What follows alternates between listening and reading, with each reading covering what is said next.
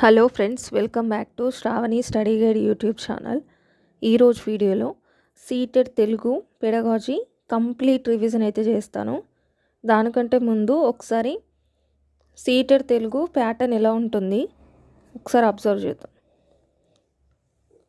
So seated Telugu అది language 1 చూస్ చేసుకున్నా, language 2గా select చేసుకున్నా మీకైతే 30 మార్క్స్కి కానీ ఎగ్జామ్ ఉంటుంది. దీంట్లో 1వ భాగంలో భాష అవగాహన కాంప్రహెన్షన్, దీనికి 15 మార్క్స్ ఉంటాయి. అదేవిధంగా భాషా బోధనా పద్ధతులు పెడగాజీకి వచ్చేసి మనకు 15 మార్క్స్, 15 + 15 30. ఇప్పుడు మీరు తెలుగుని లాంగ్వేజ్ 1గా చూస్ చేసుకుంటే సెకండ్ పార్ట్ ఏదైతే ఉంటుందో అది లాంగ్వేజ్ 1 అయినా లాంగ్వేజ్ 2 అయినా సేమ్ ఉంటుంది. బట్ ఈ పార్ట్ 1 ఏదైతే ఉందో కాంప్రహెన్షన్, దీంట్లో మీరు లాంగ్వేజ్ 1గా తెలుగుని సెలెక్ట్ చేసుకుంటే ఒక పద్యం, అపరిచిత పద్యం, ఒక అపరిచిత గద్యం అయితే వస్తుంది. పద్యం నుంచి 6 ప్రశ్నలు, గద్యం నుంచి 9 ప్రశ్నలు. Unseen poem, unseen passage. So 6 + 9 ఎంత?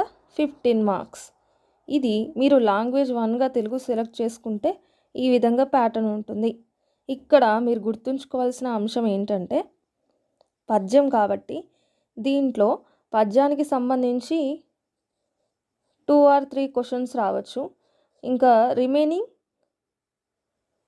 3 క్వశ్చన్స్ వచ్చేసి మీకు గ్రామర్ నుంచి వస్తాయి. గ్రామర్ అంటే మళ్ళీ complete 6th to 10th syllabus చదవాల్సిన అవసరం అయితే ఉండదు. మీరు నేర్చుకోవాల్సింది ఛందస్సు, ఉత్పలమాల, చెంపకమాల, మత్తేపం, శార్దూలం, మత్త కోకిల, వీటిని ఎక్కువ చూసుకోండి. ఘన విభజన కూడా అడుగుతారు. అండ్ నెక్స్ట్ అలంకారాలు, ఈ పద్యంలో ఏ అలంకారం ఉంది, ఇలా మీకు 3 క్వశ్చన్స్ వరకు గ్రామర్ నుంచి వస్తాయి. ఈ గ్రామర్కి సంబంధించి కూడా ఎస్పెషల్లీ సీటెట్లో అడిగే గ్రామర్ గురించి నేను ఆల్రెడీ వీడియో చేశాను. ఎవరైనా చూడకపోతే ప్లేలిస్ట్ ఉంది, చెక్ చేయండి. ఇది లాంగ్వేజ్ 1 సెలెక్ట్ చేసుకుంటే. గ్రామర్ అంటే ఇలా ఛందస్సు, అలంకారం మీద అవగాహన ఉండాలి. అండ్ రిమైనింగ్ ఈరోజు మీరు వినబోయే క్లాస్ నుంచి 15 మార్క్స్ అయితే కవర్ అవుతాయి మీకు. పెడగాజీ మీరు లాంగ్వేజ్ 1 సెలెక్ట్ చేసుకున్నా, 2 సెలెక్ట్ చేసుకున్నా ఈ సెకండ్ పార్ట్ వచ్చేసి సేమ్ ఉంటుంది. ఆ సిలబస్ మనం నెక్స్ట్ చూస్తాం. ఇప్పుడు తెలుగుని మీరు లాంగ్వేజ్ 2గా సెలెక్ట్ చేసుకుంటే ఇక్కడ గుర్తుంచుకోవాల్సిన అంశం ఏంటంటే ఇక్కడ మీకు గ్రామర్తో అవసరం లేదు. ఎందుకంటే ఇక్కడ మీకు 2 అన్సీన్ ప్యాసేజెస్ అయితే వస్తాయి, 2 అపరిచిత గద్యాలు. దీంట్లో 2 అని చెప్పాను కదా, ఫస్ట్ దానికి 9 మార్క్స్, సెకండ్ దానికి 6 మార్క్స్. ఇలా ఈ 2 ప్యాసేజెస్ నుంచి మీకు 15 మార్క్స్ అయితే కవర్ అవుతాయండి. ఇది మన seated Telugu exam pattern. Language 1 select చేసుకుంటే ఎలా ఉంటుంది, లాంగ్వేజ్ 2 సెలెక్ట్ చేసుకుంటే ఎలా ఉంటుంది. అండ్ లాంగ్వేజ్ 2 కూడా same second part pedagogy same ఉంటుంది, ఓన్లీ ఫస్ట్ పార్ట్లోనే డిఫరెన్స్ ఉంటుంది. ఇప్పుడు ఈరోజు మనం డిస్కస్ చేయబోయే టాపిక్ సీటెడ్ తెలుగు పెడగాజీకి సంబంధించి మన డిస్కషన్ అయితే ఉంటుంది ఈరోజు. దానికి సంబంధించి సిలబస్ అయితే చూద్దాం.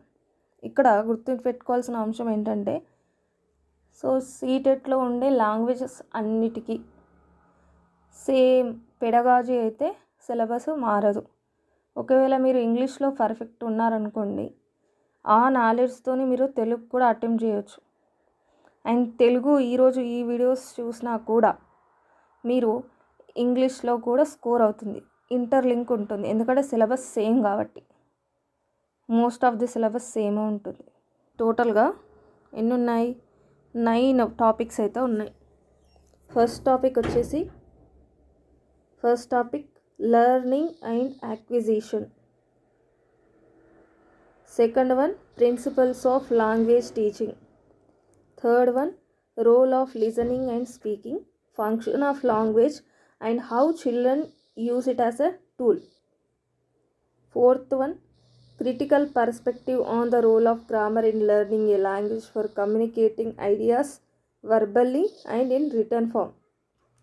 Fifth one, challenges of teaching language in a diverse classroom, language difficulties, errors and disorders. Sixth topic, language skills. Seventh one, evaluating language comprehension and proficiency, speaking, listening, reading and writing. ఇక్కడ language skills గురించి నేర్చుకుంటే దాన్ని evaluate చేసే seventh topic. Eighth one, teaching learning material, TLM, text book, multimedia materials, multilingual resources of the class room. Ninth one, remedial teaching. ఇక్కడ మీకు యాస్టీస్ ఈ CTET notification వచ్చినప్పుడు ఒక ఇన్ఫర్మేషన్ బులెటిన్ వస్తుంది కదా, అక్కడ ఉన్న సిలబస్ని యాస్టీస్ ఇక్కడ చెప్పడం జరిగింది. నెక్స్ట్ మనం 1 by 1 డిస్కస్ చేస్తూ ఉంటే వీటి గురించి క్లియర్ ఐడియా వస్తుంది. ఫస్ట్ మనం టాపిక్ స్టార్ట్ చేసే కంటే ముందు లాంగ్వేజ్ యాక్విజిషన్ అండ్ లెర్నింగ్ కదా ఫస్ట్ టాపిక్. సో లాంగ్వేజ్ అంటే ఏంటి దాని గురించి ఇంట్రడక్షన్ చేసిన తర్వాత మన టాపిక్లోకి వెళ్దాం. భాష. లాంగ్వేజ్, భాష అనేది ఒకరి ఆలోచనలు, భావాలు మరియు అనుభూతులను వ్యక్తపరచడానికి ఒక మాధ్యమం. ఇప్పుడు నేనే ఉన్నాను, క్లాస్ చెప్తున్నాను, నాకు ఈ టాపిక్ పైన ఉన్న అవగాహన, నా ఆలోచనని మీతో వ్యక్తపరచడానికి మాధ్యమంగా ఏది పనిచేస్తుంది? మన లాంగ్వేజ్. మీకు నాకు మాధ్యమంగా మీడియేటర్గా ఏది ఉంది? మన లాంగ్వేజ్. అనుభూతులు, మీ భావాలు మీ ఫ్రెండ్స్తో షేర్ చేసుకోవడానికి మన లాంగ్వేజే కదా మీడియంగా పనిచేసేది. అలా ప్రపంచంలో అనేక భాషలు ఉన్నాయి. ప్రపంచం కంటే ముందు మన ఇండియాలో దాదాపుగా 1600 భాషలు అయితే మాట్లాడతారండి. అండ్ అందులో మన రాజ్యాంగం గుర్తించిన భాషలన్నీ 22. అండ్ ఇంకొకటి, మన ఛానల్లో కమ్యూనిటీ ట్యాబ్లో పోస్టులు అయితే చేస్తున్నాను, అది క్విజ్ ఫార్మాట్లో ఉంటున్నాయి. అందులో సీటెడ్ తెలుగు పెడగాజీకి సంబంధించి బిట్స్ అయితే ప్రిపేర్ చేసి పోస్ట్ చేస్తున్నాను. మీరు అక్కడ క్వశ్చన్స్ అటెంప్ట్ చేయొచ్చు, ప్రాక్టీస్ సెషన్ లాగా ఉంటుంది. మన ఇండియాలో 1600 భాషలు దాదాపుగా మాట్లాడితే అందులో రాజ్యాంగం గుర్తించింది 22 భాషలు. అండ్ నెక్స్ట్ పాయింట్, భాషకు మరియు లిపికి మధ్య ఎటువంటి నిర్దిష్ట సంబంధం లేదు. ఏ భాషనైనా ఏ లిపిలోనైనా రాయవచ్చు. ఏ భాషనైనా ఏ లిపిలోనైనా రాయొచ్చు అంటే ఇప్పుడు శ్రావణి అనే పేరు ఉందండి, దాన్ని నేను తెలుగు లిపిలో రాయొచ్చు, అదేవిధంగా ఇంగ్లీష్లో కూడా రాయొచ్చు, అవునా? కాబట్టి ఏ భాషనైనా ఏ లిపిలోనైనా రాయొచ్చు, ఇది గుర్తుపెట్టుకోండి. ఇంకా ఇన్డెప్త్ ఇన్ఫర్మేషన్ ముందు ఉంది. నెక్స్ట్, ఎప్పుడు చాలాసార్లు అడిగిన క్వశ్చన్ ఏంటంటే భాషా కుటుంబాల్లో తెలుగు అనేది ఏ భాషా కుటుంబానికి సంబంధించింది అనే క్వశ్చన్ అయితే ఎక్కువసార్లు వస్తుంది. ఎందుకంటే మనం లాంగ్వేజ్ చూస్ చేసుకుని తెలుగు కాబట్టి తెలుగు గురించి వస్తుంది ఎక్కువగా. సో దానికంటే ముందు మనకు మెయిన్గా 4 భాషా కుటుంబాలు అయితే ఉన్నాయి. First one, Indo European. ఇది చాలా ఇంపార్టెంట్, ఎందుకంటే ఇక్కడ హిందీ ఉంది, ఇంగ్లీష్ ఉంది. చూడండి, ఇండో యూరోపియన్ భాషా కుటుంబానికి చెందిన భాషలు ఏంటంటే హిందీ, గుజరాతీ, ఇంగ్లీష్. ఇంగ్లీష్ అనగానే మీకు అది ఇంగ్లీష్ పెడగాజీలో యూస్ అవ్వచ్చు. ఇంగ్లీష్ అనేది ఏ భాషా కుటుంబానికి సంబంధించింది అంటే ఇండో యూరోపియన్. Next, Dravidian. ఇది మన తెలుగు ఈ భాషా కుటుంబానికి సంబంధించింది. తమిళ్, తెలుగు, కన్నడ, మలయాళం ఇవన్నీ వచ్చేసి దక్షిణ భారత భాషలు, అవునా? కాబట్టి దక్షిణ భారత భాషలకు సంబంధించిన భాషా కుటుంబం ఏంటి అంటే ద్రవిడియన్, ద్రావిడ భాషా కుటుంబం. Next, Tibeto Burman. దీనికి సంబంధించిన లాంగ్వేజెస్ ఎక్కడ మాట్లాడతారంటే eastern India. Next, Austro Asiatic languages in Jharkhand and central Asia. జార్ఖండ్లో మరియు సెంట్రల్ ఆసియాలో మాట్లాడే భాషలు ఏ భాషా కుటుంబానికి చెందినవి అంటే ఆస్ట్రో ఆసియాటిక్. అండ్ మీరు ఇక్కడ గుర్తుపెట్టుకోవాల్సిన పాయింట్, మన తెలుగు వచ్చేసి ద్రవిడ భాషా కుటుంబానికి సంబంధించింది. హిందీ మరియు ఇంగ్లీష్ వచ్చేసి ఇండో యూరోపియన్ భాషా కుటుంబానికి సంబంధించినవి. నెక్స్ట్, భాషా రూపాలు మరియు లక్షణాలు. ఫార్మ్స్ ఆఫ్ లాంగ్వేజ్, ధ్వని రూపంలో ఉండేది, ఒకరితో మాట్లాడేటప్పుడు యూజ్ చేసేది. ఓరల్, మౌఖిక రూపం. అదే ఇప్పుడు నేను మాట్లాడుతున్నాన్ని రాస్తున్నాను, ఇది రిటర్న్ ఫామ్. సో లాంగ్వేజెస్కి 2 ఫామ్స్ ఉంటాయి, మౌఖిక రూపం ఓరల్ అండ్ లిఖిత రూపం రిటర్న్. మాట్లాడిన దాన్ని ఒకరు ఇంకొకరు చెప్తే దాని మీనింగే మారిపోవచ్చు కొన్ని సందర్భాల్లో. అదే నేను మాట్లాడేదాన్ని రిటర్న్ ఫామ్లో రాసి ఇస్తే దాని మీనింగ్ చేంజ్ అవుతుందా? అవ్వదు. కాబట్టి లిఖిత భాష మౌఖిక భాష కంటే ఎక్కువ స్థిరమైనది మరియు విశ్వసనీయమైనది. Next, characteristics of a language. ఒక్కసారి ఈ పాయింట్స్ వచ్చేసి మీకు ఇంగ్లీష్ పెడగాజీలో చాలా చాలా చాలా ఇంపార్టెంట్. ఒకసారి ఇక్కడ అన్ని పాయింట్స్ చూద్దాం, తర్వాత ఎక్స్ప్లెనేషన్ కింద ఉంటుంది. భాష ప్రతీకాత్మకమైనది, సింబాలిక్, మరియు గతిశీలమైనది, dynamic. Language is a symbolic and dynamic. ప్రతీకాత్మకమైంది మరియు గతిశీలమైంది. భాష భావ ప్రసార సాధనం, it's a means of communication. భాష బోధనా మాధ్యమం, మీడియం ఆఫ్ ఇన్స్ట్రక్షన్. భాష యాదృచ్ఛికమైంది, ఆర్బిటరీ. భాష సంక్లిష్టమైంది, ఇట్స్ అ కాంప్లెక్స్. ఇప్పుడు ఎక్స్ప్లెనేషన్ చూద్దాం. భాషా లక్షణాలు. భాష ప్రతీకాత్మకమైంది, ఇట్స్ అ సింబాలిక్ అని డిస్కస్ చేసాం కదా. సింబాలిక్ అంటే ఇప్పుడు నేను ఆ అంటున్నాను, దానికి సంకేతం ఏంటి? ఇలా రాస్తేనే అది అవుతుంది, అలా కాకుండా ఇలా రాస్తే తప్పు కదా. సో కాబట్టి ప్రతి దానికి ఒక సంకేతం అనేది ఉంటుంది. మనం వాడే పదాలు లేదా అక్షరాలు వస్తువులకు లేదా భావాలకు కేవలం గుర్తు మాత్రమే. మనం వాడే పదాలు లేదా అక్షరాలు వస్తువులకి లేదా భావాలకు కేవలం గుర్తులు మాత్రమే. నెక్స్ట్, భాష యాదృచ్ఛికమైంది. Language is arbitrary. Language is arbitrary. ఒక వస్తువుకు మరియు దాని పేరుకు మధ్య ఎటువంటి తార్కిక సంబంధము ఉండదు. ఇప్పుడు ఇక్కడ ఉన్న ఆబ్జెక్ట్స్ని కప్పు అంటున్నా. ఎందుకు కప్పు దీన్ని అంటున్నా అంటే దానికంటూ ఏ లాజికల్ రిలేషన్షిప్ అనేది ఉండదు. భాష సంక్లిష్టమైంది, కాంప్లెక్స్ అనుకున్నాం కదా. ధ్వనులు, పదాలు మరియు వ్యాకరణంతో కూడిన క్రమబద్ధమైన వ్యవస్థ భాష. అండ్ LSRW, భాష అనేది ఈ ప్రక్రియలతో కూడి ఉంటుంది. LSRW, listening, speaking, writing. Listening, speaking, reading, writing.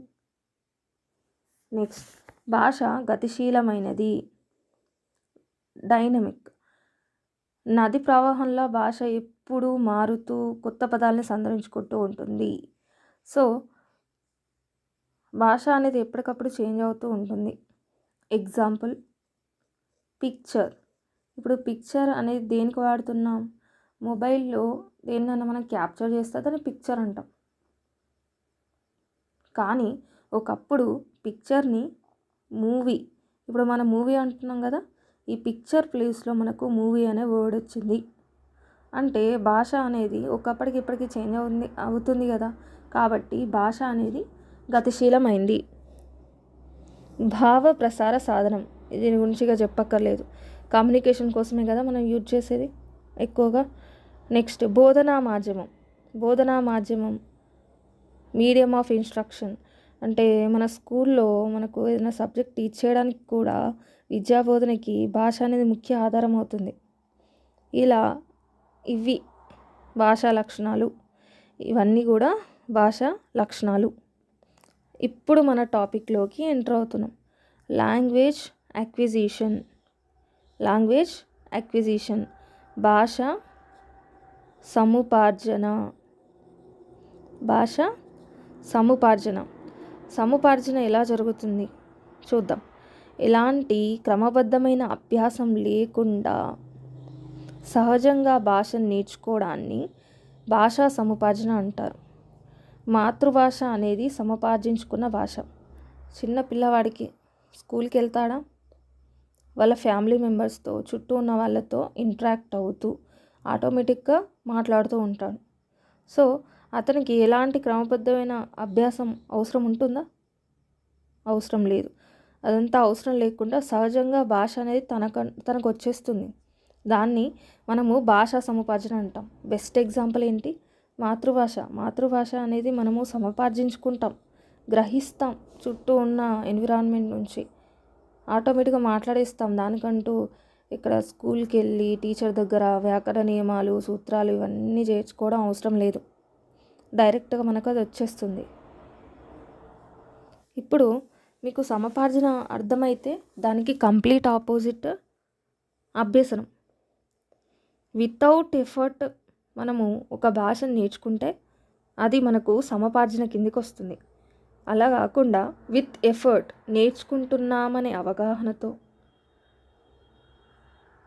ఒక క్రమమైన పద్ధతిలో ఒక భాష అనేది మనం నేర్చుకుంటే అది అభ్యసనం కిందికి వస్తుంది. ఇది విత్ ఎఫర్ట్, లెర్నింగ్ అనేది విత్ ఎఫర్ట్, సముపార్జన అనేది వితౌట్ ఎఫర్ట్. మరి ఏదైనా వితౌట్ ఎఫర్ట్, ఎలాంటి కష్టం లేకుండా మనకి ఏదైనా దొరుకుతుందా? అలా దొరకడానికి, అలా మనం భాషను గ్రహించడానికి రీజన్ ఏంటో ఒక సైంటిస్ట్ అయితే చెప్పారు. అతని నోమ్ చామ్స్కీ. ఇతను ఏమంటారంటే, మానవులలో పుట్టుకతోనే భాషను గ్రహించే అంతర్గత సామర్థ్యం ఉంటుంది. దానికి గాను ఒక పరికరము మెదడులో ఉంటుంది. అది లాడ్, లాంగ్వేజ్ అక్విజిషన్ డివైస్, భాషా సముపార్జన పరికరం. దీని సాయంతో పిల్లలు ఈజీగా లాంగ్వేజ్ని అక్వైర్ చేసుకుంటారు అని చెప్పాడు. అండ్ ఇక్కడ వెరీ వెరీ వెరీ ఇంపార్టెంట్, ఈ లాడ్ అబ్రివేషన్ గుర్తుపెట్టుకోండి. లాంగ్వేజ్ అక్విజిషన్ డివైస్ డైరెక్ట్ అడగొచ్చు. అండ్ ఈ సముపార్జన దశ అనేది ఎప్పటికీ అలానే ఉంటే మనము ప్రతి సబ్జెక్ట్ అలానే ఈజీగా గ్రహిస్తాము, వితౌట్ ఎఫర్ట్ నేర్చుకుంటాం కదా. అలా జరగకపోవడానికి కారణం ఏంటంటే అది కూడా చెప్పారు. కీలక దశ వచ్చేసి 2 నుంచి 6 సంవత్సరాలు. శైశవ దశలో భాషను నేర్చుకోవడం చాలా సులభం. అదే వయసు పెరిగే కొద్దీ లాడ్ అనేది బలహీనపడుతుందంట. అందుకే ఇంతలా కష్టపడినా కూడా మనకు కొన్ని లాంగ్వేజెస్ రావు. అలాంటి ప్రత్యేక సాధన లేకుండా సహజ వాతావరణంలో ఉపచేతనంగా భాషను గ్రహించడం. ఇందులో చాలా ఉన్నాయి, గుర్తుపెట్టుకోండి. ఎలాంటి ప్రత్యేక సాధన లేకుండా అంటే వితౌట్ ఎఫర్ట్. సహజ వాతావరణం అంటే natural environment like father, mother and మన చుట్టూ ఉన్న సరౌండింగ్స్. ఉపచేతనం అంటే ఇది మనకి సబ్కాన్షియస్, ఇదొక ఉపచేతన ప్రక్రియ. అండ్ ఇది వచ్చేసి మనకు అభ్యసనం వచ్చేసి కాన్షియస్గా ఉంటూ విత్ ఎఫర్ట్తో నేర్చుకునేది లెర్నింగ్. ఇక్కడ స్కూల్ ఉంటుంది, స్కూల్లో టీచర్ ఉంటారు, అతను చెప్పే నియమాలు ఉంటాయి. సో ఇవన్నీ కలిపితేనే మనకు లెర్నింగ్ అనేది పాసిబుల్ అవుతుంది. పాఠశాలలు, పుస్తకాలు మరియు నియమాల ద్వారా స్పృహతో భాషను నేర్చుకోవడం.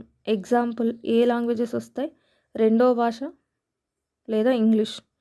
ఈ లాంగ్వేజ్ నేర్చుకోవాలంటే ఖచ్చితంగా పాఠశాలకు వెళ్ళాలి, పుస్తకాలు అండ్ వాటిని బోధించే టీచర్ ఉండాలి, ఆ నియమాలు తెలుసుకోవాలి. ఇవన్నీ తెలుసుకుంటే లెర్నింగ్ పాసిబుల్ అవుతుంది. సో ఈ రెండింటికి మెయిన్ డిఫరెన్స్ ఏంటి? ఇది important point, very very important. మనము సముపార్జించుకున్నప్పుడు సమృద్ధ పరిసరాలు ఉంటాయి, రిచ్ ఎన్విరాన్మెంట్, మాట్లాడడానికి చాలామంది ఉంటారు. అదే అభ్యసనంలో ఇప్పుడు ఇంగ్లీషే అనుకోండి, అది స్కూల్ వరకే పరిమితం. మళ్ళీ ఇంటికి వచ్చాక తెలుగు మాట్లాడతాం. సో మనకి ఎప్పుడైతే మనం నేర్చుకున్న దాన్ని ప్రాక్టీస్ చేయడానికి ఒక మంచి ఎన్విరాన్మెంట్ ఉంటుందో అప్పుడే మనం భాషను ఎక్కువ నేర్చుకోవడానికి పాసిబుల్ అవుతుంది. ఇది కూడా గుర్తుపెట్టుకోవాల్సిన అంశం. వాతావరణమే ప్రధాన వ్యత్యాసం. తగిన వాతావరణం ఉంటే రెండో భాషను కూడా సహజంగా సముపార్జించవచ్చు.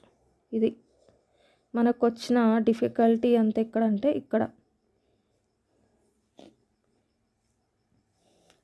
ఎటువంటి ప్రత్యేక సాధన లేకుండా సహజ వాతావరణంలో ఉపచేతనంగా భాషను గ్రహించడం మాతృభాష ఎగ్జాంపుల్. అభ్యసనంకి పాఠశాలలు, పుస్తకాలు మరియు నియమాల ద్వారా స్పృహతో భాషను నేర్చుకోవడం రెండో భాష లేదా ఇంగ్లీష్ అనేది ఎగ్జాంపుల్. ఇవి వచ్చేసి మెయిన్ పాయింట్స్ గుర్తుపెట్టుకోవాలి. And lad and main difference వచ్చేసి ఎన్విరాన్మెంట్. ఇది గుర్తుపెట్టుకుంటే సరిపోతుంది. పైన మనము నోమ్ చామ్స్కీ గురించి డిస్కస్ చేసాం కదా. ఇన్డెప్త్గా ఇంకా ఇక్కడ నుంచి ఎలాంటి క్వశ్చన్స్ వస్తాయో చూద్దాం. నోమ్ చామ్స్కీ పిల్లల భాషను నేర్చుకునే అంతర్గత సామర్థ్యంతో ఇన్నీట్ ఎబిలిటీతో పుడతారు. ల్యాడ్ లాంగ్వేజ్ అక్విజిషన్ డివైస్ అనే భావనని చామ్స్కీ ప్రతిపాదించారు. సో ల్యాడ్ అనే భావనని ప్రతిపాదించింది ఎవరు అని క్వశ్చన్ వచ్చింది కూడా. ఎవరంటే చామ్స్కీ. ల్యాడ్ అనేది 5 సంవత్సరాల వయసు వరకు చాలా ప్రభావవంతంగా ఉంటుంది. What is the critical period of lad? ఇంగ్లీష్లో కూడా ఇలాంటి క్వశ్చన్ వచ్చింది. సో మీకు ఇక్కడ మిస్ అయిన సైకాలజీలో కూడా కవర్ అవుతుంది.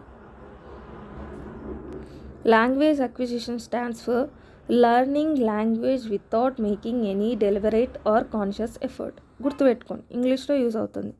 నెక్స్ట్, నోమ్ చామ్స్కీ సిద్ధాంతం ఏంటి?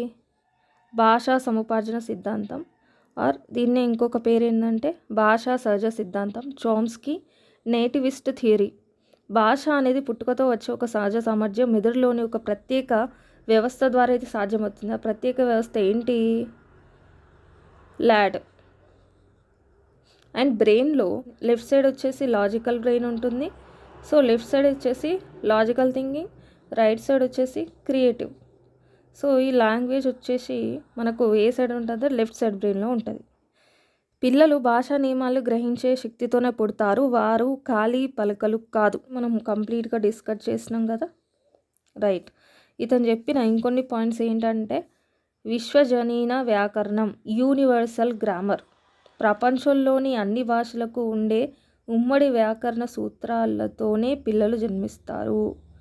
అండ్ ప్రపంచంలోని అన్ని లాంగ్వేజెస్కి ఉమ్మడి వ్యాకరణ సూత్రాలు ఉంటాయి అని చెప్పింది ఎవరు అంటే దేని ద్వారా చెప్పారు? Universal grammar. చెప్పింది ఎవరు? నోమ్ చామ్స్కీ. గుర్తుపెట్టుకోవాలి, యూనివర్సల్ గ్రామర్ అనగానే మనకు నోమ్ చామ్స్కీ గుర్తుకు రావాలి.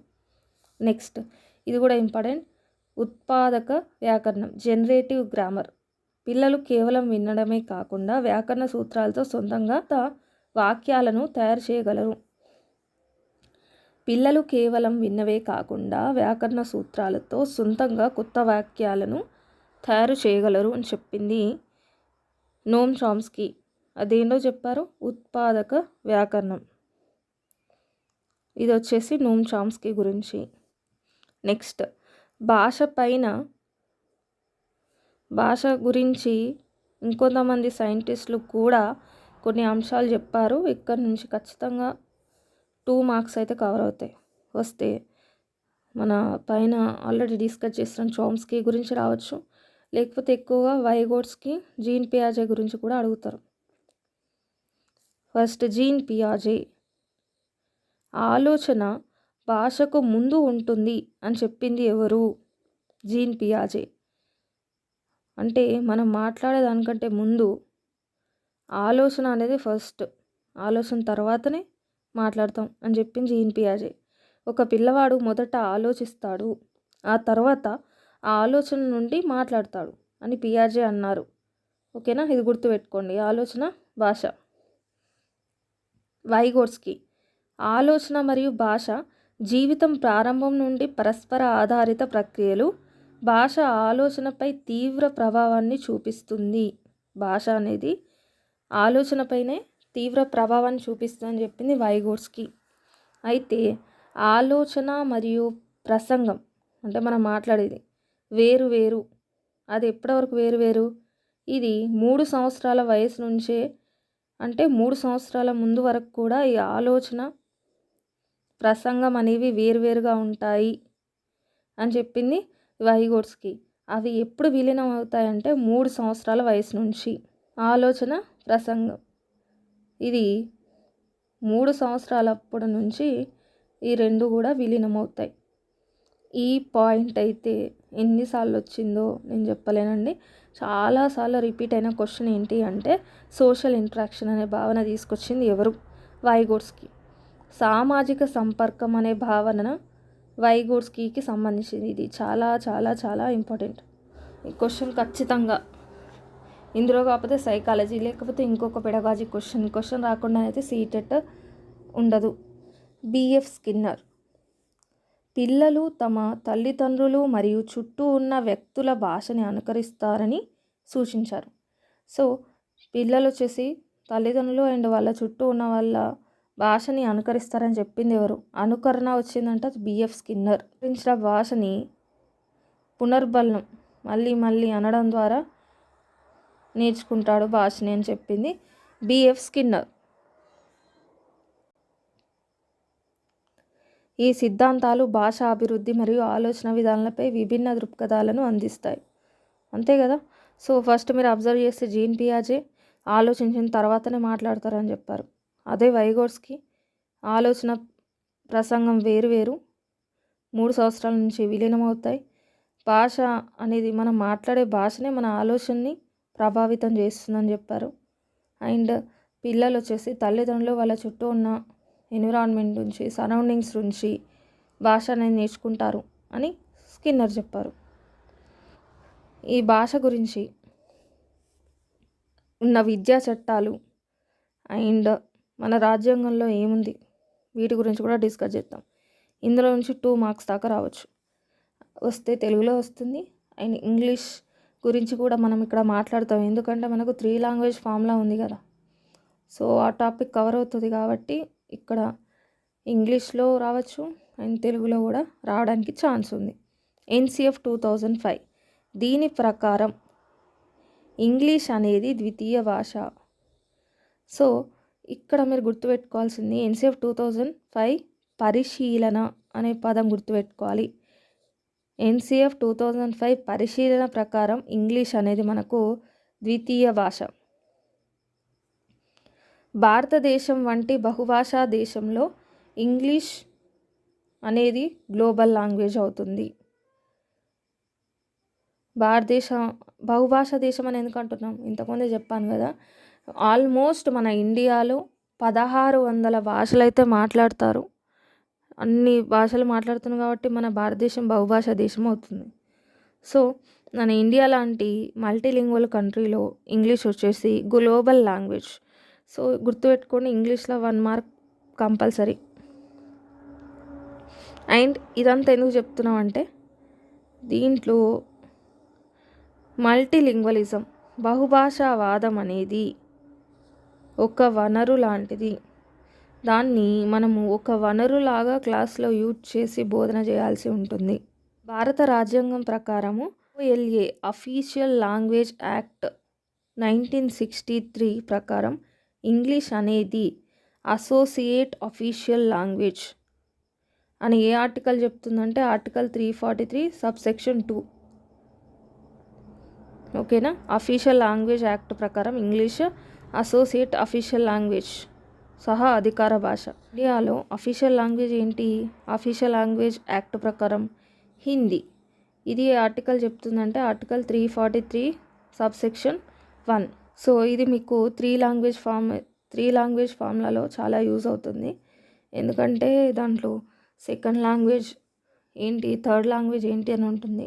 దానికి సంబంధించిన రాజ్యాంగంలో ఉన్న చట్టాలు తెలిస్తే కూడా బాగుంటుంది కాబట్టి తెలుసుకుంటే మంచిది. అండ్ ఇంగ్లీష్లో ఖచ్చితంగా యూజ్ అవుతుంది. ఇంగ్లీష్ అనేది మనకు సహా అధికార భాష. అధికార భాష వచ్చేసి హిందీ. శ్రవణం మరియు భాషణం పాత్ర, the role of listening and speaking. సిలబస్లో role of listening and speaking అని ఒక టాపిక్ ఉంది. సో దాని గురించి ఇంపార్టెంట్ పాయింట్స్ ఇక్కడ చూద్దాం. ఇన్డెప్త్గా మనము లాంగ్వేజెస్ స్కిల్స్లో నేర్చుకుంటాం. వినడం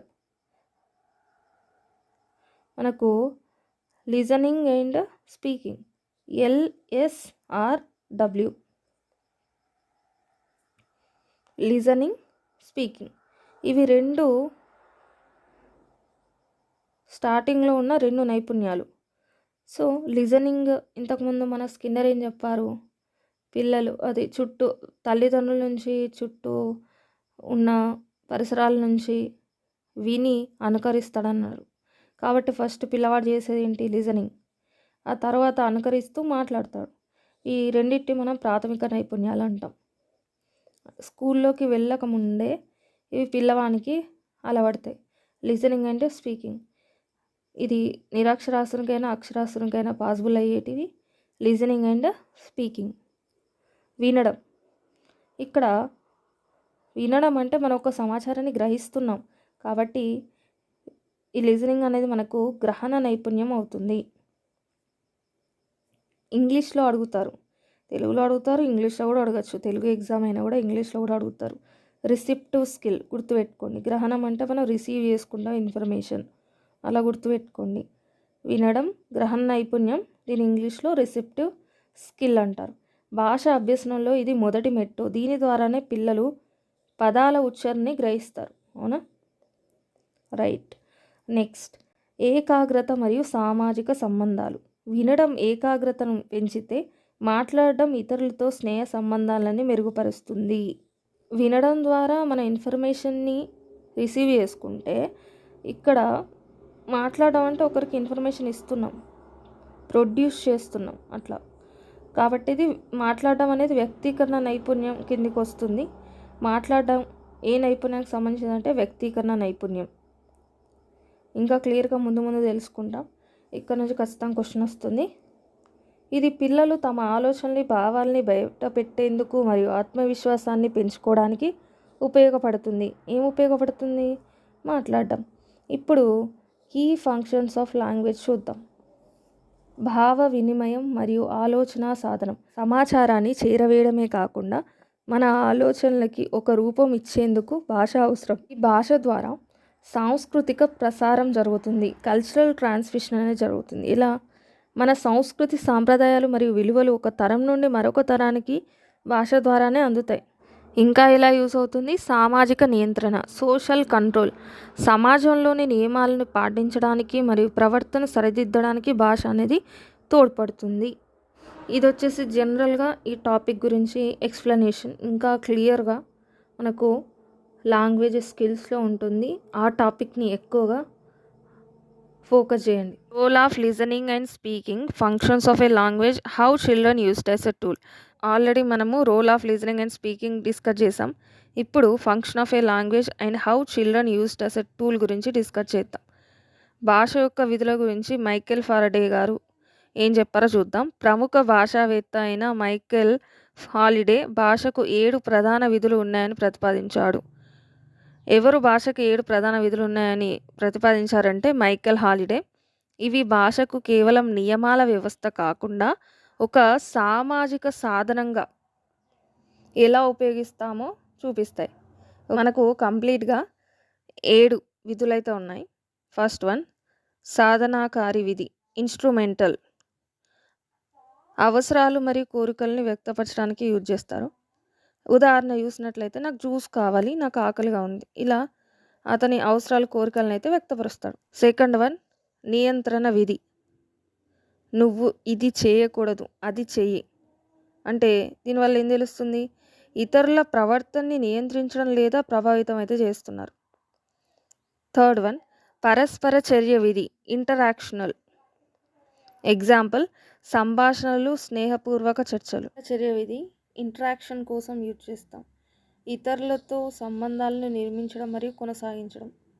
అది ఎలా పాసిబుల్ అవుతుంది, సంభాషణలు, స్నేహపూర్వక చర్చల ద్వారా. ఫోర్త్ వన్, వ్యక్తిగత విధి, పర్సనల్. నాకు ఇది ఇష్టం, నాకు అది నచ్చదు. ఎగ్జాంపుల్స్. సో వ్యక్తిగత భావాలు, అభిప్రాయాలు మరియు గుర్తింపును వ్యక్తపరచడానికి, చెప్పడానికైతే ఈ వ్యక్తిగత విధి. ఫిఫ్త్ వన్, అన్వేషణ విధి, హ్యూరిస్టిక్. ప్రశ్నలు అడగడం ద్వారా ప్రపంచం గురించి నేర్చుకోవడం మరియు అన్వేషించడం. ఎగ్జాంపుల్, ఆకాశం నీలంగా ఎందుకుంటుంది? నెక్స్ట్ వన్, ఊహాత్మక విధి.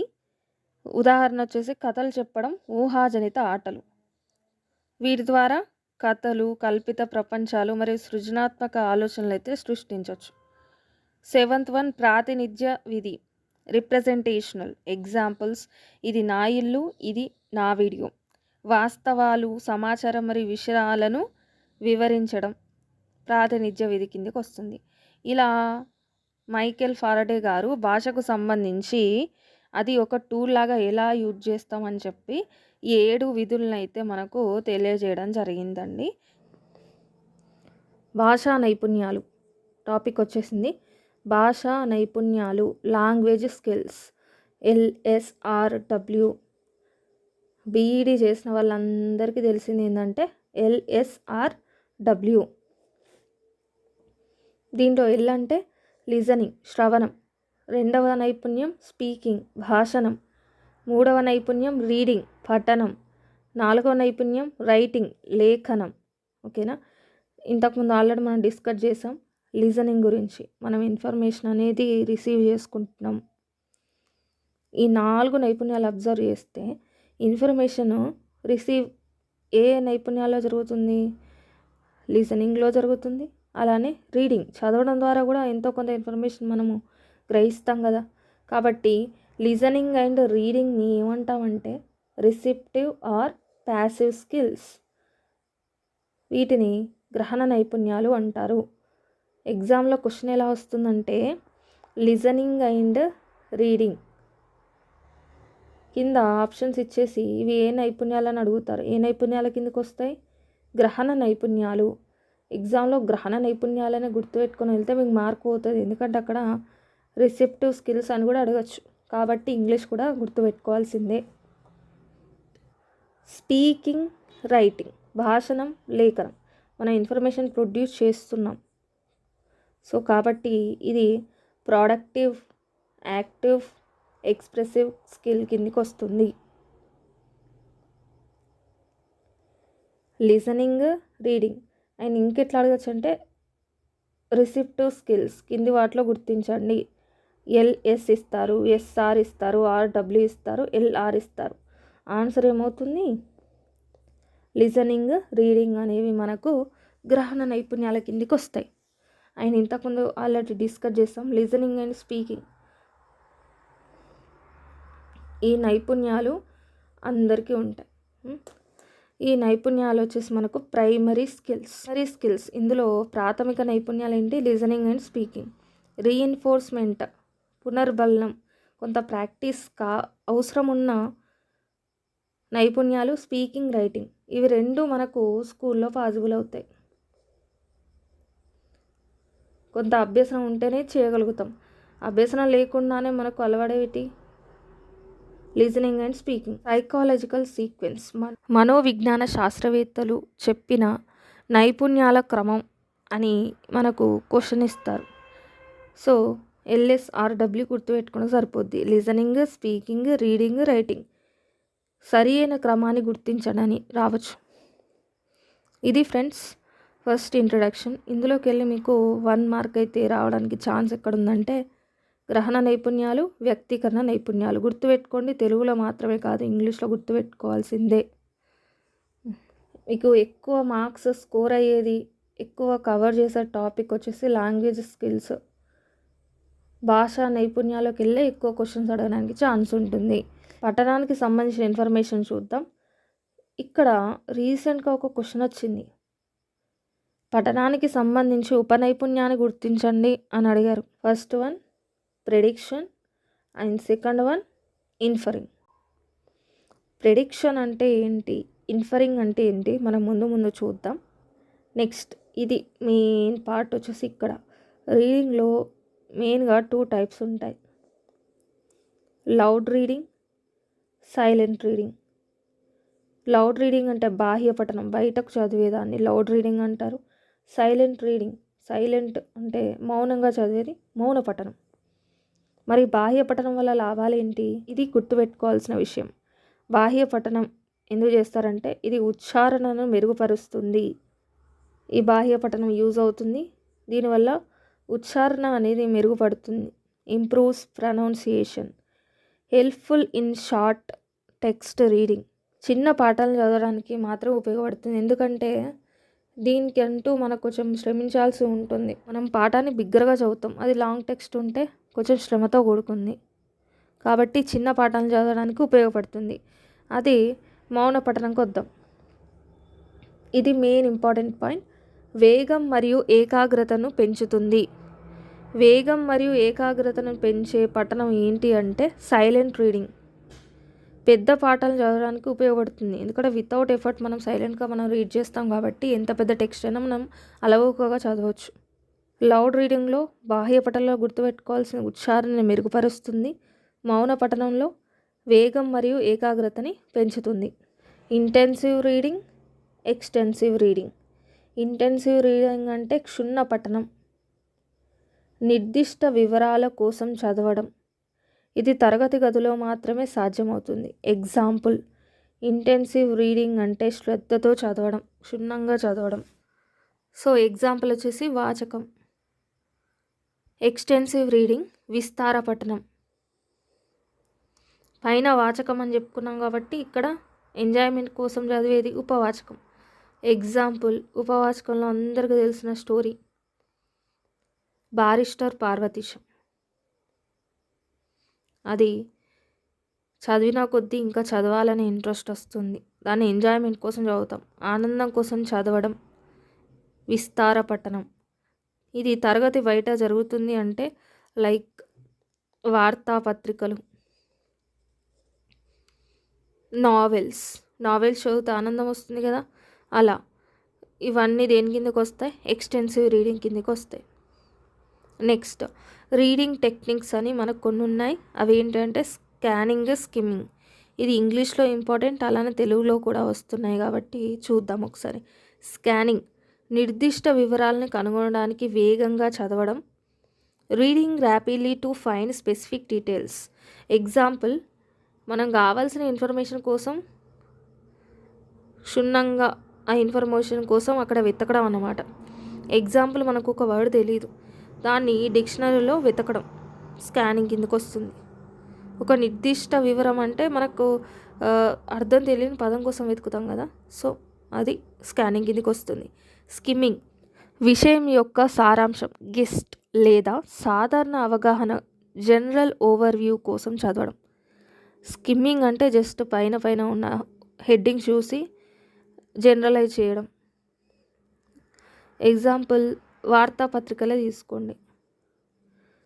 హెడ్డింగ్స్ చూస్తే దానిలో ఉన్న ఇన్ఫర్మేషన్ ఏంటి అని మనకు ఓవరాల్ ఐడియా వస్తుంది కదా, అది స్కిమ్మింగ్ కిందకి వస్తుంది. LSRWలో రీడింగ్, రైటింగ్, ఈ 4 నైపుణ్యాల్లో ఇంకా ఎక్కువ ఫోకస్ చేసేది రీడింగ్ అండ్ రైటింగ్. ఆల్రెడీ మనం లిజనింగ్ అండ్ స్పీకింగ్ నుంచి ఒక ఐడియానైతే ఉంది. స్కానింగ్ నిర్దిష్ట సమాచారం కోసం వెతకడం, డిక్షనరీలో పదం వెతకడం. ఫలితాల లిస్ట్లో నెంబర్, ఒక స్పెసిఫిక్ ఇన్ఫర్మేషన్ కోసం వేగంగా చదవడం, వెతకడం స్కానింగ్ కిందకి వస్తుంది. కాబట్టి ఫలితాల లిస్ట్లో నెంబర్, ఫోన్ బుక్లో నెంబర్, ఇవన్నీ వచ్చేసి మనకు స్కానింగ్ కిందకి వస్తాయి. నెక్స్ట్ స్కిమ్మింగ్ సారాంశం, గిస్ట్ లేదా స్థూల అవగాహన. సో ఎగ్జాంపుల్స్, వార్తాపత్రిక హెడ్డింగ్స్. సో కంప్లీట్ లెసన్ చదివిన లాస్ట్కి ఉన్న సారాంశం చదివినా మనకు లెసన్ ఓవర్వ్యూ అర్థమైపోతుంది, అసలు లెసన్లో ఏముందని అర్థమైపోతుంది. కాబట్టి పాఠం సమ్మరీ చదవడం, వార్తాపత్రిక హెడ్డింగ్స్ పాఠం సమ్మరీ చదవడం వచ్చేసి స్కిమ్మింగ్ కిందకి వస్తుంది. నెక్స్ట్ ఉపనైపుణ్యాల గురించి మనము డిస్కస్ చేద్దామని చెప్పాం కదా. తెలుగులో చూడండి, ప్రెడిక్షన్ అంటే ఊహించడం, ప్రెడిక్ట్ చేయడం, ఫ్యూచర్. ఇన్ఫరింగ్ అనుమితి, గుర్తుపెట్టుకోవాలి. ఇక్కడ నుంచి క్వశ్చన్ వచ్చిందండి, గుర్తుపెట్టుకోవాలి. ఇవి పఠన నైపుణ్యం యొక్క ఉపనైపుణ్యాలు. ప్రెడిక్షన్, ఇన్ఫరింగ్. ప్రెడిక్షన్ అంటే పాస్ట్లో జరిగిన ఎక్స్పీరియన్స్తో ప్రజెంట్ ఉన్న సిచ్యువేషన్ బట్టి ఫ్యూచర్ని ఎక్స్పెక్ట్ చేయడం, అంటే ఫ్యూచర్లో ఏం జరుగుతుందో ఊహించడం, తర్వాత ఏం జరగబోతుంది అని చెప్పేదాన్ని మనం ప్రెడిక్షన్ అంటాం. ఇన్ఫరింగ్ అనుమితి, సందర్భాన్ని బట్టి అర్థం చేసుకోవడం. రీడింగ్ బిట్వీన్ ద లైన్స్, కొన్ని హింట్స్ ఇచ్చేసి మనకు కొన్ని క్లూస్ ఉంటాయి, ఆ క్లూస్ని బేస్ చేసుకొని ఆ సందర్భం ఏంటి అని అర్థం చేసుకోవడం ఇన్ఫరింగ్ కిందికి వస్తుంది. నెక్స్ట్ రీడింగ్ సమ్మరీ, క్లుప్తంగా ముఖ్యమైన అంశాలను పొందుపరిచి రాయడం, సారాంశం. ఇప్పుడు చూసాం కదా ఇక్కడ స్కిమ్మింగ్లో పాఠం సమ్మరీ రాయడం, లైక్ రీడింగ్ సమ్మరీ దాని కిందక వస్తుంది. ఆ లెసన్ కంప్లీట్గా చదవకపోయినా మీరు సమ్మరీ చదివితే అది ఏంటో అర్థమైపోతుంది. కాబట్టి అంత పెద్ద ఇన్ఫర్మేషన్ని క్లుప్తంగా ముఖ్యమైన అంశాలని పొందుపరిచి రాయడాన్ని సారాంశం అంటాం. విషయాన్ని త్వరగా అర్థం చేసుకోవడానికి సహాయపడుతుంది. ఇది దేనికి ఎగ్జాంపుల్ అంటే స్కిమ్మింగ్కి ఎగ్జాంపుల్. ఓకేనా? సో ఇది వచ్చేసి మనకు పఠనానికి సంబంధించింది. ఇప్పుడు మనం రైటింగ్ అనే స్కిల్ గురించి డిస్కస్ చేద్దాం. రైటింగ్లో సబ్ స్కిల్స్ ఉంటాయి. కింది వాటిలో లేఖనం యొక్క ఉపనైపుణ్యాన్ని గుర్తించడం అని అడుగుతారు. అప్పుడు ట్రాన్స్క్రైబింగ్, పారాఫ్రేజింగ్, దీన్ని కూడా మనం డిస్కస్ చేద్దాం. పారాఫ్రేజింగ్ అంటే ఏంటంటే ఒకరి ఆలోచనల్ని సొంత మాటల్లో రాయడం, rewriting ideas in your own words. దీనికంటే ముందు మనం ట్రాన్స్క్రైబింగ్ అంటే ఏంటో చూద్దాం. ట్రాన్స్క్రైబింగ్ అంటే ప్రతిలేఖనం అని చెప్పాను కదా. ఇప్పుడు నేను ఒక ఇన్ఫర్మేషన్ మీకు చెప్తున్నాను, మీరు ఇక్కడ డిస్ప్లే అవుతున్న మ్యాటర్ని as it is note down చేసుకున్నారనుకోండి, రాసుకున్నారనుకోండి. మక్కికి మక్కి అనే వర్డ్ తెలుసు కదా అందరికీ. మక్కికి మక్కి దించేస్తారనుకోండి, అది ట్రాన్స్క్రైబింగ్ అవుతుంది. అదే పారాఫ్రేసింగ్లో ఏం జరుగుతుందని చెప్పిన ఇన్ఫర్మేషన్ మీకు అర్థమైన రీతిలో మీ సొంత మాటల్లో రాసుకున్నారనుకోండి, అది పారాఫ్రేసింగ్ అవుతుంది. ఇది మనకు రైటింగ్ యొక్క సబ్ స్కిల్స్. ఇది మీకు ఇంగ్లీష్లో యూజ్ అవుతాయి. Note taking, note making. Note taking అంటే ఉపన్యాసం వింటున్నప్పుడు పాయింట్స్ రాసుకోవడం, మెయిన్ పాయింట్స్ రాసుకోవడం. ఓన్లీ దీనిలో మెయిన్ పాయింట్సే రాసుకోవాలి. అండ్ సంక్షిప్త రూపాలంటే అబ్రివియేషన్స్ వాడాలి, ఫ్లో చార్ట్స్ వాడాలి. ఇక్కడ నోట్ టేకింగ్లో యాస్టీస్ ఇన్ఫర్మేషన్ రాస్తుంది నోట్ టేకింగ్. ఇప్పుడు క్లాస్ జరుగుతూ ఉంటే మనం మెయిన్ పాయింట్స్ రాసుకుంటాం కదా, నోట్స్ రాసుకుంటాం కదా, అలా running notes example, best example వచ్చేసి మనకు రన్నింగ్ నోట్స్ నోట్ టేకింగ్ కిందకి వస్తుంది. అదే నోట్ మేకింగ్ రాసుకున్న నోట్స్ని సమీక్షించడం మరియు క్రమబద్ధీకరించడం, రివ్యూయింగ్ అండ్ సింథసైజింగ్ నోట్స్. సీటెడ్కి సంబంధించి కొన్ని ప్రీవియస్ ఇయర్ క్వశ్చన్స్ అబ్జర్వ్ చేశాక ఈ టాపిక్ అనేది నేను ఇంక్లూడ్ చేశాను. సో అది రాత నైపుణ్యాల్లో ప్రోడక్ట్ అప్రోచ్ మరియు ప్రాసెస్ అప్రోచ్ ఉంటుంది. ఇవి రైటింగ్ నేర్పించడానికి ప్రధానమైన బోధనా పద్ధతులు. ఓకేనా? ఇక్కడ ఎక్కడి నుంచి క్వశ్చన్స్ అడిగారో కూడా చెప్తాను. ప్రోడక్ట్ అప్రోచ్, దీన్ని తెలుగులో ఉత్పత్తి ఆధారిత విధానం అంటారు. ప్రాసెస్ అప్రోచ్, దీన్ని ప్రక్రియ ఆధారిత విధానము అంటారు. ప్రోడక్ట్ అంటే ఇక్కడ మెయిన్ ఫోకస్ ప్రోడక్ట్ ఫైనల్గా వచ్చే అవుట్పుట్ పైనే ఉంటుంది. అదే ఇక్కడ ప్రాసెస్ అప్రోచ్లో మనం చేసే ప్రాసెస్కి ఎక్కువ ఇంపార్టెన్స్ ఇస్తారు. ఇప్పుడు ఒక్కొక్క వాటి గురించి సపరేట్గా డిస్కస్ చేద్దాం. ప్రోడక్ట్ అప్రోచ్, తుది ఫలితానికి ప్రాధాన్యత ఇచ్చేది ప్రోడక్ట్ అప్రోచ్. కింది వాణిలో తుది ఫలితానికి మాత్రమే ప్రాధాన్యత ఇచ్చేది ఏంటంటే ప్రోడక్ట్ అప్రోచ్, ఉత్పత్తి ఆధారిత విధానం. రచన యొక్క తుది ఫలితం, ఫైనల్ అవుట్పుట్ మీద మాత్రమే దృష్టి ఉంటుంది. దీంట్లో ఏమిస్తారంటే మోడల్ టెక్స్ట్ అనేది ఒకటి ఇస్తారు. మోడల్ టెక్స్ట్ని అనుకరిస్తూ వ్యాకరణ తప్పులు లేకుండా రాయడమే ముఖ్యం. ఇందులో ఏం జరుగుతుందంటే ఒక మోడల్ టెక్స్ట్ ఉంటుంది, దాన్ని అనుకరిస్తూ గ్రామర్ మిస్టేక్స్ లేకుండా రాయాలి. విద్యార్థి ఏమి రాశాడు అనేది ఇక్కడ ముఖ్యం, ఎలా రాశాడు అనేది కాదు. నమూనాని, ఇక్కడ జరిగే ప్రొసీజర్ ఏంటి? నమూనాని చూడడం, దాన్ని అనుకరించడం, రాయడం. నమూనాని చూడడం, అనుకరించడం, రాయడం, అంతే. ఒక ఎగ్జాంపుల్ చూద్దాం. బోర్డు పైన టీచర్ ఏం చేశారు? లీవ్ లెటర్ రాశారు. ఆ లీవ్ లెటర్ని ఇక్కడ స్టూడెంట్ ఏం చేస్తున్నాడు? తిరిగి రాస్తున్నాడు. ఇది ఏంటి? Model text. ఇతను ఏం చేస్తున్నాడు? అనుకరిస్తూ వ్యాకరణ తప్పులు లేకుండా ఒక లీవ్ లెటర్ని ఇతను రాస్తున్నాడు. టీచర్ బోర్డు మీద నమూనా రాస్తాడు. స్టూడెంట్ నమూనా చూసి కేవలం ఇక్కడ ఏం చేంజెస్ జరుగుతాయి? పేరు, తేదీ మార్చి యథాతథంగా రాయడం జరుగుతుంది. సొంతంగా ఆలోచించలేదు, కాపీ చేసి ప్రోడక్ట్ మాత్రమే తయారు చేశాడు. ఇది వచ్చేసి ప్రోడక్ట్ అప్రోచ్. నెక్స్ట్ ప్రాసెస్ అప్రోచ్కి వద్దాం. ఇప్పుడు ఇక్కడ ఇంపార్టెన్స్ దేనికి ఇస్తారు? ప్రక్రియ జరిగే మొత్తం ప్రొసీజర్కి ఇంపార్టెన్స్ ఇస్తారు. అర్థం రచన చేసే విధానానికి ప్రాధాన్యత ఇచ్చే పద్ధతి. ప్రాసెస్ అప్రోచ్ రచన ఒక ప్రక్రియ. తుది ఫలితం కంటే ఆలోచించి రాసి సరిదిద్దుకొని మెరుగుపరుచుకునే విధానానికే ప్రాముఖ్యత ఉంటుంది. ఇక్కడ ఆలోచనలు రేకెత్తించడం, బ్రెయిన్ స్టార్మింగ్, చిత్తుప్రతి డ్రాఫ్టింగ్, సరిచూసుకోవడం వంటి దశలు. ఇక్కడ అడిగిన క్వశ్చన్ ఇది. ప్రాసెస్ అప్రోచ్కు సంబంధించి దాని దశల్ని వరుస క్రమంలో అమర్చండి అనేది క్వశ్చన్. అంటే మీకు ఇక్కడ కాన్సెప్ట్ గుర్తుండాలి. చూద్దాం ఒకసారి. ఒక క్వశ్చన్ అడిగారు టీచర్, నీకు ఇష్టమైన పండుగ గురించి ఒక వ్యాసం రాయమని చెప్పారు. ఇప్పుడు ఇష్టమైన పండుగ అంటే అసలు ఆలోచిస్తాడు పిల్లవాడు, అసలు చాలా పండుగలు ఉన్నాయి కదా, ఏది రాయాలని. అది దీనికి ప్రీ రైటింగ్లో ఆలోచనలు రేకెత్తించడం, బ్రెయిన్ స్టార్మింగ్ అంటే ఆలోచిస్తాడు, ఏ పండుగ గురించి రాయాలని థింక్ చేస్తాడు. నెక్స్ట్ ఆ పండుగ గురించి సెలెక్ట్ చేసుకున్న తర్వాత దానిపైన ఒక చిత్తుప్రతి రాస్తాడు. ఓకేనా? రాసిన తర్వాత దాంట్లో ఏమన్నా మిస్టేక్స్ ఉన్నాయా అనేదాన్ని రివైజ్ చేస్తాడు, సరి చూసుకుంటాడు. అది రివైజింగ్ అండ్ ఎడిటింగ్ కిందకు వస్తుంది. నెక్స్ట్ మిస్టేక్స్ ఉంటే మళ్ళీ వాటిని సరిదిద్ది ఫైనల్ రైటింగ్, తుది రచన చేస్తాడు. ఫస్ట్ స్టెప్లో ఏం జరిగింది? ఆలోచనలు రేకెత్తించడం, చిత్తుప్రతి రాస్తాడు, ఎడిటింగ్ సరి చూసుకుంటాడు, తుది రచన. ఇక్కడ ఇంగ్లీష్ వర్డ్ కూడా గుర్తుపెట్టుకోవాలి. Brainstorming, drafting, revising and editing, final writing. So student steps ఏంటి? Pre writing, drafting, revising and editing, final writing. ఇది ఇంపార్టెంట్. ఇది మనకు వచ్చిన క్వశ్చన్. ఉపనైపుణ్యాలకు సంబంధించి ట్రాన్స్క్రైబింగ్ అండ్ పారాఫ్రేసింగ్ గురించి కూడా డిస్కస్ చేస్తాం. ఇది అండ్ రాత నైపుణ్యం అనేది ఎలాంటి స్కిల్? ప్రొడ్యూస్ చేస్తున్న ఇన్ఫర్మేషన్ కాబట్టి ప్రోడక్టివ్ స్కిల్ గుర్తుపెట్టుకోవాలి. అండ్ యాక్టివ్ స్కిల్ ఇంకా ఏమంటారు మీరే కామెంట్ చేయండి.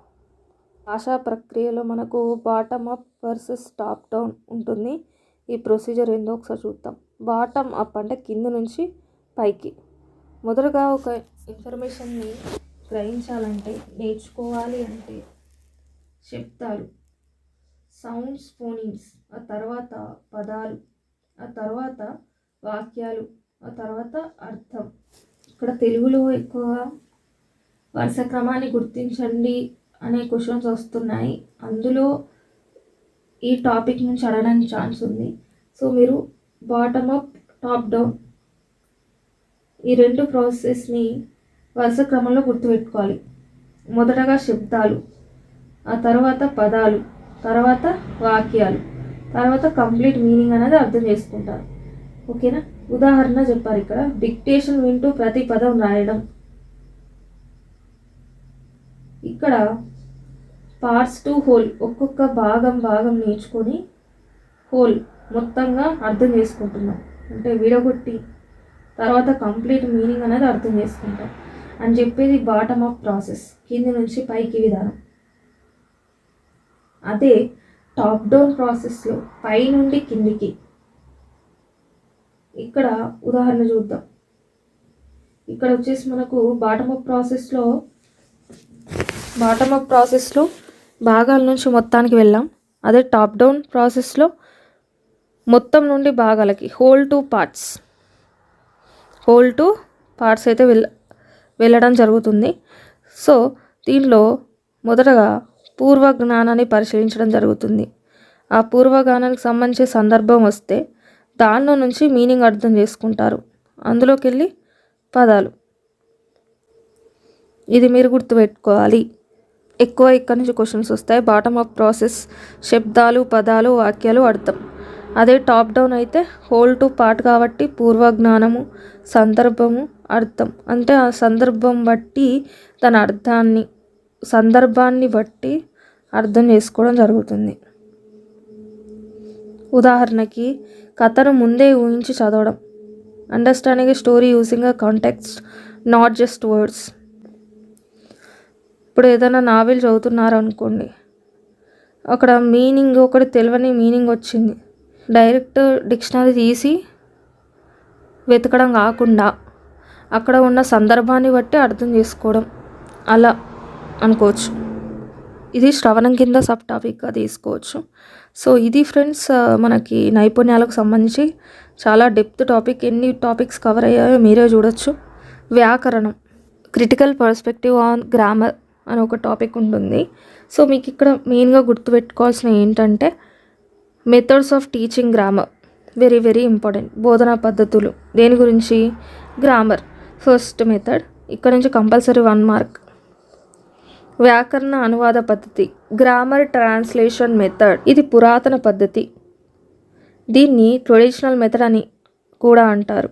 సపోజ్ పెన్ అనే ఒక ఆబ్జెక్ట్ ఉంది. సపోజ్ ఆ ఆబ్జెక్ట్ ఏంటంటే పెన్ను. ఆ పెన్ అని మనం ఇంగ్లీష్లో నేర్చుకుంటే దాన్ని తెలుగులో కలం అని చెప్తారు. అలా మీరు ఈ గ్రామర్ ట్రాన్స్లేషన్ మెథడ్ గుర్తుపెట్టుకోవచ్చు. అనువాదం చేసుకుంటూ చెప్తారు ప్రతిదాన్ని కూడా. ఐ యామ్ శ్రావణి, నేను శ్రావణి, అలా. టార్గెట్ లాంగ్వేజ్ మరియు నేటివ్ లాంగ్వేజ్ మధ్య అనువాదం జరుగుతుంది. ఇక్కడ గుర్తుపెట్టుకోవాల్సిన వర్డ్ టార్గెట్ లాంగ్వేజ్ కంటే లక్ష్య భాష. లక్ష్య భాష అంటే మనము నేర్చుకున్న సెకండ్ లాంగ్వేజ్ ఏదైతే ఉంటుందో అది లక్ష్య భాష. ఈ వర్డ్ యూజ్ చేస్తారు మీకు ఎగ్జామ్లో. లక్ష్య భాష మరియు నేటివ్ లాంగ్వేజ్ అంటే మన మాతృభాష మధ్య అనువాదం జరుగుతుంది. ఇప్పుడు నేను ఇంగ్లీష్లో పెన్ నేర్చుకున్నా, పెన్ అనే వర్డ్ నేర్చుకున్నా. దాన్ని ఇదేంటి, పెన్ అనేది ఏంటిది? Target language. దీన్ని తెలుగులో ఏమంటున్నా? కలం. ఇది మాతృభాషలోకి అనువాదం జరిగింది కదా. అలా మాతృభాష ఇక్కడ ఉపయోగించబడుతుంది. ఖచ్చితంగా మాతృభాషను యూజ్ చేసి బోధిస్తారు గ్రామర్. ఇది నిగమన పద్ధతిని ఉపయోగిస్తుంది. నిగమన పద్ధతిని ఉపయోగిస్తుంది. Next method modern method. నేర్చుకోబోయేది మోడర్న్ మెథడ్. డైరెక్ట్ మెథడ్, ప్రత్యక్ష పద్ధతి. అంటే డైరెక్ట్గా నేర్పించేస్తారు grammar without using mother tongue. మాతృభాషని యూజ్ చేయకుండా. మాతృభాష ఏ వ్యాకరణ బోధన పద్ధతిలో నిషేధం అంటే డైరెక్ట్ మెథడ్. క్వశ్చన్ అడిగారు. దీన్ని న్యాచురల్ మెథడ్ అంటారు, సహజ పద్ధతి. దీనిని న్యాచురల్ మెథడ్ అని కూడా అంటారు. మాతృభాషని ఉపయోగించరాదు. ఈ పాయింట్ ఇంపార్టెంట్. మాతృభాషని ఉపయోగించరాదు. పైననేమో నిగమన పద్ధతి, ఇక్కడ ఆగమన పద్ధతి. ఓకేనా? ఇక్కడ నుంచి ఖచ్చితంగా క్వశ్చన్ వస్తుంది. ఇప్పుడు ఆ బోధనా పద్ధతులకు ఉన్న చాలా ఇక్కడ 2-3 పేర్లు ఇచ్చారు. ఆ పేర్లు గుర్తుపెట్టుకోవాలి. అండ్ డైరెక్ట్ మెథడ్లో మదర్ టంగ్ అనేది యూజ్ చేయరు. ఈ పాయింట్స్ గుర్తుపెట్టుకుంటే 1 మార్క్ పక్కా. Next LAC abbreviations, language across curriculum. Curriculum అంతా భాషను ఉపయోగిస్తారా లేదా? ఇప్పుడు మనకు ఒక సబ్జెక్ట్ చెప్పాలి అంటే ఏ సబ్జెక్ట్ అయినా సరే ఫస్ట్ మన లాంగ్వేజ్ యూజ్ చేయకుండా చెప్పగలుగుతారా? చెప్పలేరు. సో ఇతర సబ్జెక్టులను బోధించేటప్పుడు భాషను ఉపయోగించడం. అలా కాకుండా ఇలా కూడా అనుకోవచ్చు. ఇప్పుడు నోమ్ చామ్స్కీ, వైగోట్స్కీ వీళ్ళందరూ మనోవిజ్ఞాన శాస్త్రవేత్తలు. అంటే ఎక్కడ ఉండాలి?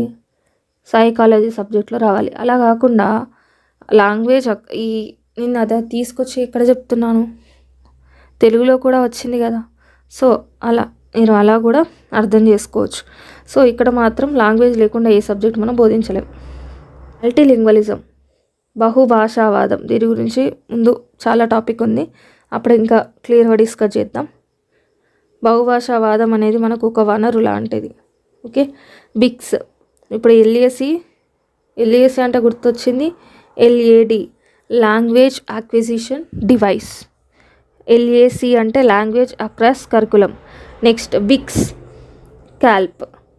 బిక్స్ అంటే నేను చెప్తున్నా వినండి, మనం మాట్లాడుకునే భాష, వ్యవహారిక భాష అంటే బిక్స్ కిందికి వస్తుంది. అలా కాకుండా సబ్జెక్ట్లో యూజ్ చేసే లాంగ్వేజ్ ఏదైతే ఉంటుందో అది ప్రామాణిక భాష. ఇలా గుర్తుపెట్టుకోండి. ఇక్కడ డెఫినేషన్స్ అడుగుతారు. బిక్స్ అంటే ఏంటి? Basic interpersonal communication skills. Interpersonal communication skills రోజువారీ ముఖాముఖి సంభాషణకి అవసరమైన భాష. బిక్స్. క్యాల్ప్ విషయాన్ని అర్థం చేసుకోవడానికి అవసరమైన భాష. క్యాల్ప్ అంటే ఏంటి? Cognitive, academic, language proficiency. ఇక్కడ చూడండి, అకాడమిక్ లాంగ్వేజ్ అంటే మన సబ్జెక్ట్లో యూజ్ చేసే లాంగ్వేజ్, ప్రామాణిక భాష. గుర్తుపెట్టుకోండి, అబ్రివేషన్స్ గుర్తుండాలి. Stephen Krashen theory. మనము మన మాతృభాషని ఎలా ఈజీగా అక్వైర్ చేసుకుంటామో రెండవ భాషను కూడా అలాగే ఆర్జించగలమని క్రషన్ నమ్ముతారు. మనము పైన అక్విజిషన్కి లెర్నింగ్కి డిఫరెన్స్ చెప్పినప్పుడు అబ్జర్వ్ చేసి ఉంటారు. మనకి రిచ్ ఎన్విరాన్మెంట్, మంచి పరిసరాలు, మనం లాంగ్వేజ్ నేర్చుకున్న లాంగ్వేజ్ మాట్లాడడానికి అవకాశం ఉంటే సెకండ్ లాంగ్వేజ్ని కూడా అక్వైర్ చేయొచ్చు ఈజీగా అనే ఒక పాయింట్ ఉంది. సో ఇతను కూడా అదే చెప్తాడు. మనం మాతృభాషను ఎలా ఆర్జిస్తామో రెండవ భాషను కూడా అలాగే ఆర్జించగలమని క్రషన్ నమ్ముతారు. అది ఎప్పుడు పాసిబుల్ అవుతుంది అని ప్రూవ్ చేయడానికి ఇతను 5 పరికల్పనలు, 5 హైపోథిసిస్ అయితే తీసుకొచ్చారు. ఓకేనా. స్టీఫెన్ క్రషన్ ద్వితీయ భాషా సముపార్జన సిద్ధాంతం. First hypothesis acquisition learning hypothesis. సముపార్జన అభ్యసన పరికల్పన. సో సముపార్జన వేరు, అభ్యసన వేరు. మనం ఆల్రెడీ డిస్కస్ చేసాం. మానిటర్, మనం నేర్చుకున్న భాష ఏదైతే ఉంటుందో మనం మాట్లాడేటప్పుడు మనం నేర్చుకున్న వ్యాకరణం ఉంటుంది కదా, అది ఒక మానిటర్ లాగా మనం మాట్లాడే భాషను సరిదిద్దుకోవడానికి మాత్రమే యూజ్ అవుతుంది. ఓకేనా. ఒక భాష, మనం మాట్లాడే భాషని సరిదిద్దుకోవడానికి మాత్రమే పనిచేసేది ఒక మానిటర్ లాగా ఉండేది వ్యాకరణం. ఇది monitor hypothesis. Next third one సహజ క్రమ పరికల్పన. వ్యాకరణ నిర్మాణాలు ఒక నిర్దిష్ట సహజ క్రమంలోనే వస్తాయి. అది బోధన ప్రకారమే రావాలి అంటే కాదండి, అది దానికంటూ ఒక నిర్దిష్ట సహజ క్రమం ఉంటుంది. బోధన వల్ల అది మారదు. నెక్స్ట్ ఫోర్త్ ఇన్పుట్ పరికల్పన. ఐ అంటే ఏంటంటే విద్యార్థి యొక్క ప్రస్తుత స్థాయి. మనం అతనికి బోధించేటప్పుడు మన బోధన ఎలా ఉండాలంటే అతనికి స్థాయికి కొంచెం మించి ఉండాలి. కాబట్టి I+1 ఇది మన బోధన స్థాయి, I+1. ఫిఫ్త్ వన్ ప్రభావిత ఫిల్టర్, అఫెక్టివ్ ఫిల్టర్ హైపోథిసిస్. భయం, ఆందోళన వంటివి అడ్డంకులు. ఇవి తక్కువగా ఉంటేనే భాష వస్తుంది. ఇప్పుడు చాలామందికి ఇంగ్లీష్ నేర్చుకుంటారు, బట్ మాట్లాడాలంటే భయపడతారు. ఎందుకంటే మనం మాట్లాడితే ఏమైనా మిస్టేక్ అవుతుందేమో అని ఒక భయం, ఆందోళన ఉంటుంది. సో దానివల్ల మనము లాంగ్వేజ్ అనేది తెలుగు మాట్లాడినంత ఫ్లూయెంట్గా ఇంగ్లీష్ అనేది రాదు.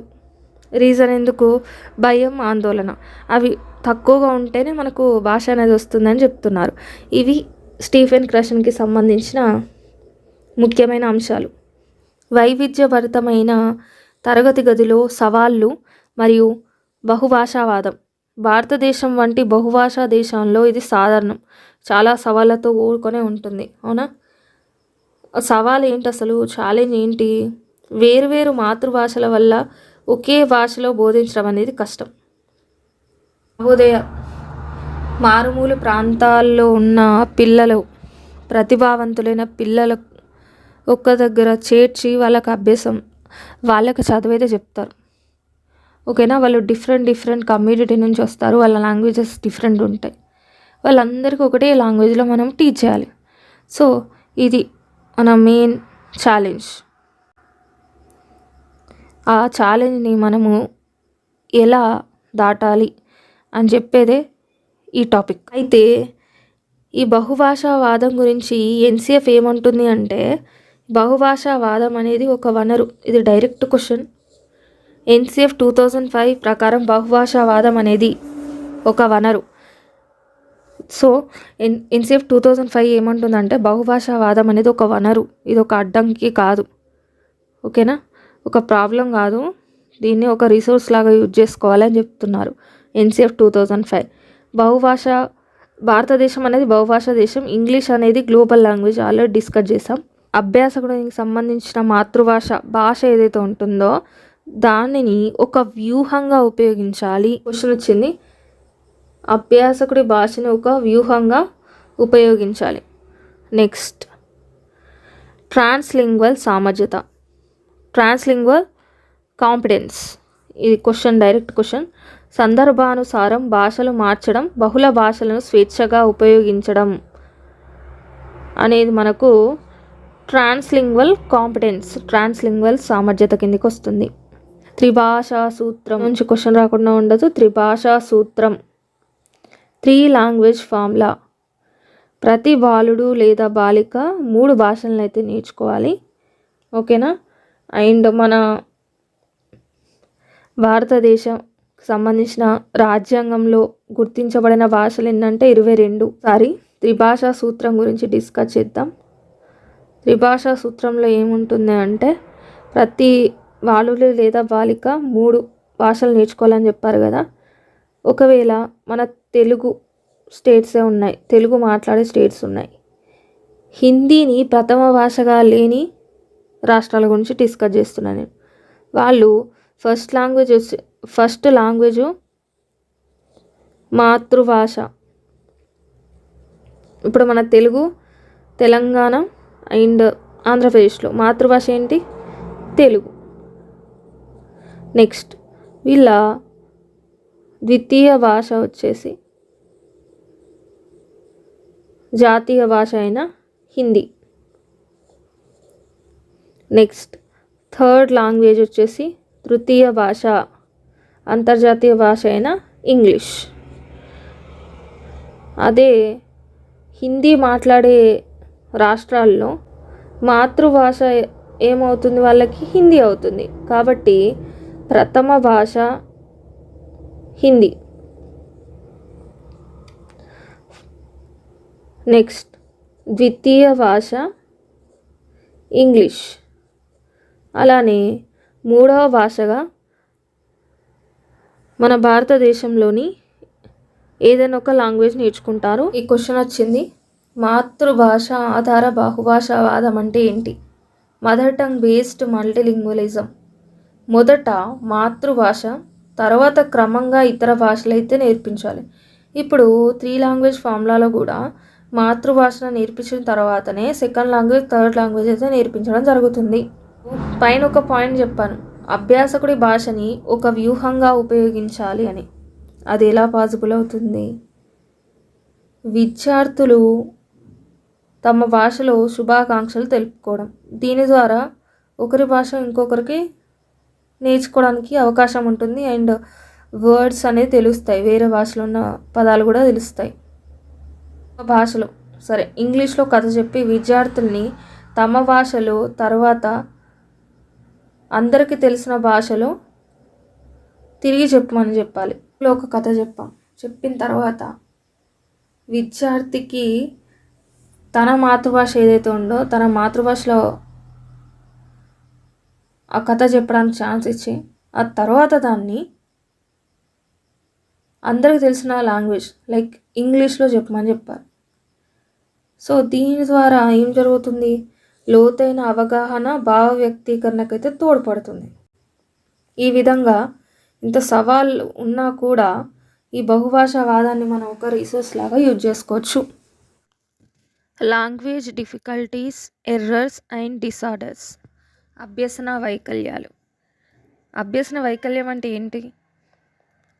దీనికోసం జాతీయ సమైక్య సంస్థ ఒక డెఫినేషన్ అయితే ఇచ్చింది.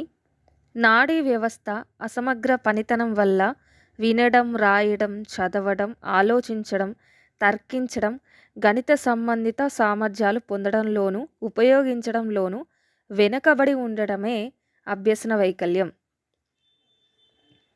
అభ్యసనానికి సంబంధించి వైకల్యం ఉంది అని ఎలా మనము గుర్తించవచ్చు అంటే వాళ్ళకి వినడం, రాయడం, చదవడం, ఆలోచించడం, తర్కించడం, గణిత సంబంధిత సామర్థ్యాలు పొందడం, దాన్ని ఉపయోగించడం, వీటన్నిటిలో వెనుకబడి ఈ అన్నిట్లో ఇక్కడ ఇచ్చిన అన్ని అంశాల్లో ఏదో ఒక దాంట్లో వెనుకబడి ఉండడాన్ని అభ్యసన వైకల్యం కిందికి తీసుకోవచ్చు.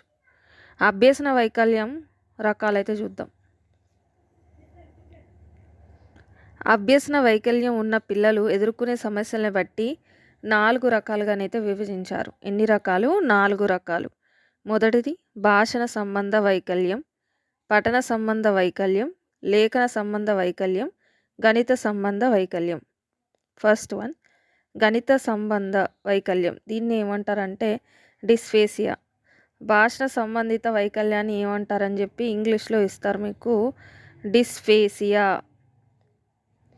అలా కాకుండా ఇలా కూడా రావచ్చు క్వశ్చన్. డిస్ఫేసియా అనేది దేనికి సంబంధించిన వైకల్యం? భాషణం, శ్రవణము, పఠనము, లేఖనం. సో ఫేసియా అన్నారు కాబట్టి అది ఏంటి? భాషణ సంబంధ వైకల్యం. భాషణ సంబంధ వైకల్యం ఉందని ఎలా గుర్తించవచ్చు అంటే, ఈ అభ్యసన వైకల్యం ఉన్నవారు సంభాషణలో సరైన పదాలు కూర్చి మాట్లాడడంలోనూ పదాలను ఉచ్చరించడంలోనూ సమస్యలు ఎదుర్కొంటారు. ఇతరుల సంభాషణని అర్థం చేసుకోవడంలో కూడా ఇబ్బందులు అయితే ఎదుర్కొంటారు. మొత్తానికి మాట్లాడడానికి సంబంధించి ఎదుటివారి మాట్లాడింది అర్థం చేసుకోవడంలో ప్రాబ్లం ఉన్నా కూడా భాషణ సంబంధ వైకల్యం కిందకి వస్తుంది.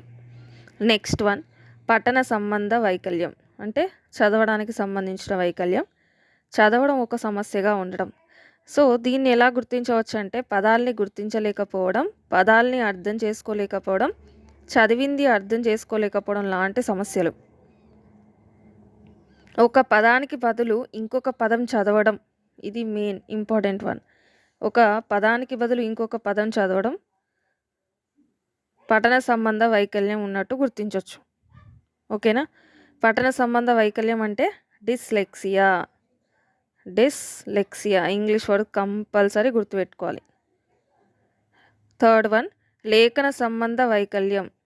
లేఖనం వచ్చింది కాబట్టి డిస్గ్రాఫియా. రాయడం ఒక సమస్యగా ఉండడాన్ని లేఖన సంబంధ వైకల్యం కింద తీసుకోవచ్చు. అక్షరాలను పదాలను చూసినట్లు రాయడంలో ఇబ్బందిని ఎదుర్కొంటారు.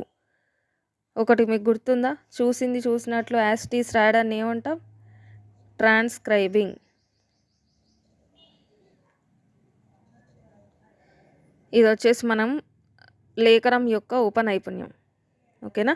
ఇలా అక్షరాలను పదాలను చూసినట్లుగా రాయడంలో ఇబ్బంది ఎదుర్కొంటే అది మనకు డిస్గ్రాఫియా కిందకి వస్తుంది. అక్షర దోషాలు, వ్యాకరణ దోషాలు కూడా చేస్తారు ఈ వైకల్యం ఉన్నవాళ్ళు. గణిత సంబంధ వైకల్యాలు, దీన్ని ఏమంటామంటే డిస్కాలిక్యులియా. ఇది మీకు మ్యాథ్స్ పెడగాజీలో కవర్ అవుతుంది. సంఖ్యల్ని గుర్తించలేరు, వ్యక్తపరచలేరు, సంఖ్యా పరిమాణాన్ని అర్థం చేసుకోలేరు. ఉదాహరణ 205ని 25గా గుర్తిస్తారు. ఒక ఎగ్జాంపుల్. కూడిక, తీసివేత, గుణకారం, భాగహారం, శాతం లాంటి గణిత సంబంధ గుర్తులను ఉపయోగించడంలో ఇబ్బంది పడతారు. ఓకేనా? డిసార్డర్. నెక్స్ట్ డిసార్డర్ అనే టాపిక్ కూడా ఉంది కదా. డిసార్డర్ అంటే దీనికి ఒక టాపిక్ అయితే ఉంది, ఏకాగ్రత లోపం.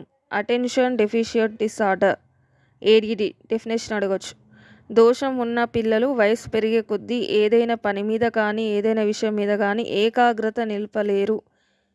ఇలా ఏకాగ్రత నిలపకపోవడాన్ని ఒక డిసార్డర్ కింద తీసుకోవచ్చు. అది ఏకాగ్రత లోపం, ADD అటెన్షన్ డెఫిషియట్ డిసార్డర్. వారి దృష్టి నిలకడగా ఒక పని మీద ఉండక వేరు విషయాలపై మళ్ళుతూ ఉంటుంది. సో వీళ్ళని ఎట్లా గుర్తించవచ్చు అంటే, వాళ్ళకి అతి చురుకుదనం, అత్యుత్సాహం అనేది ఎక్కువగా ఉంటుంది. ఓకేనా? ఇది వచ్చేసి మనకు language difficulties, errors and disorders.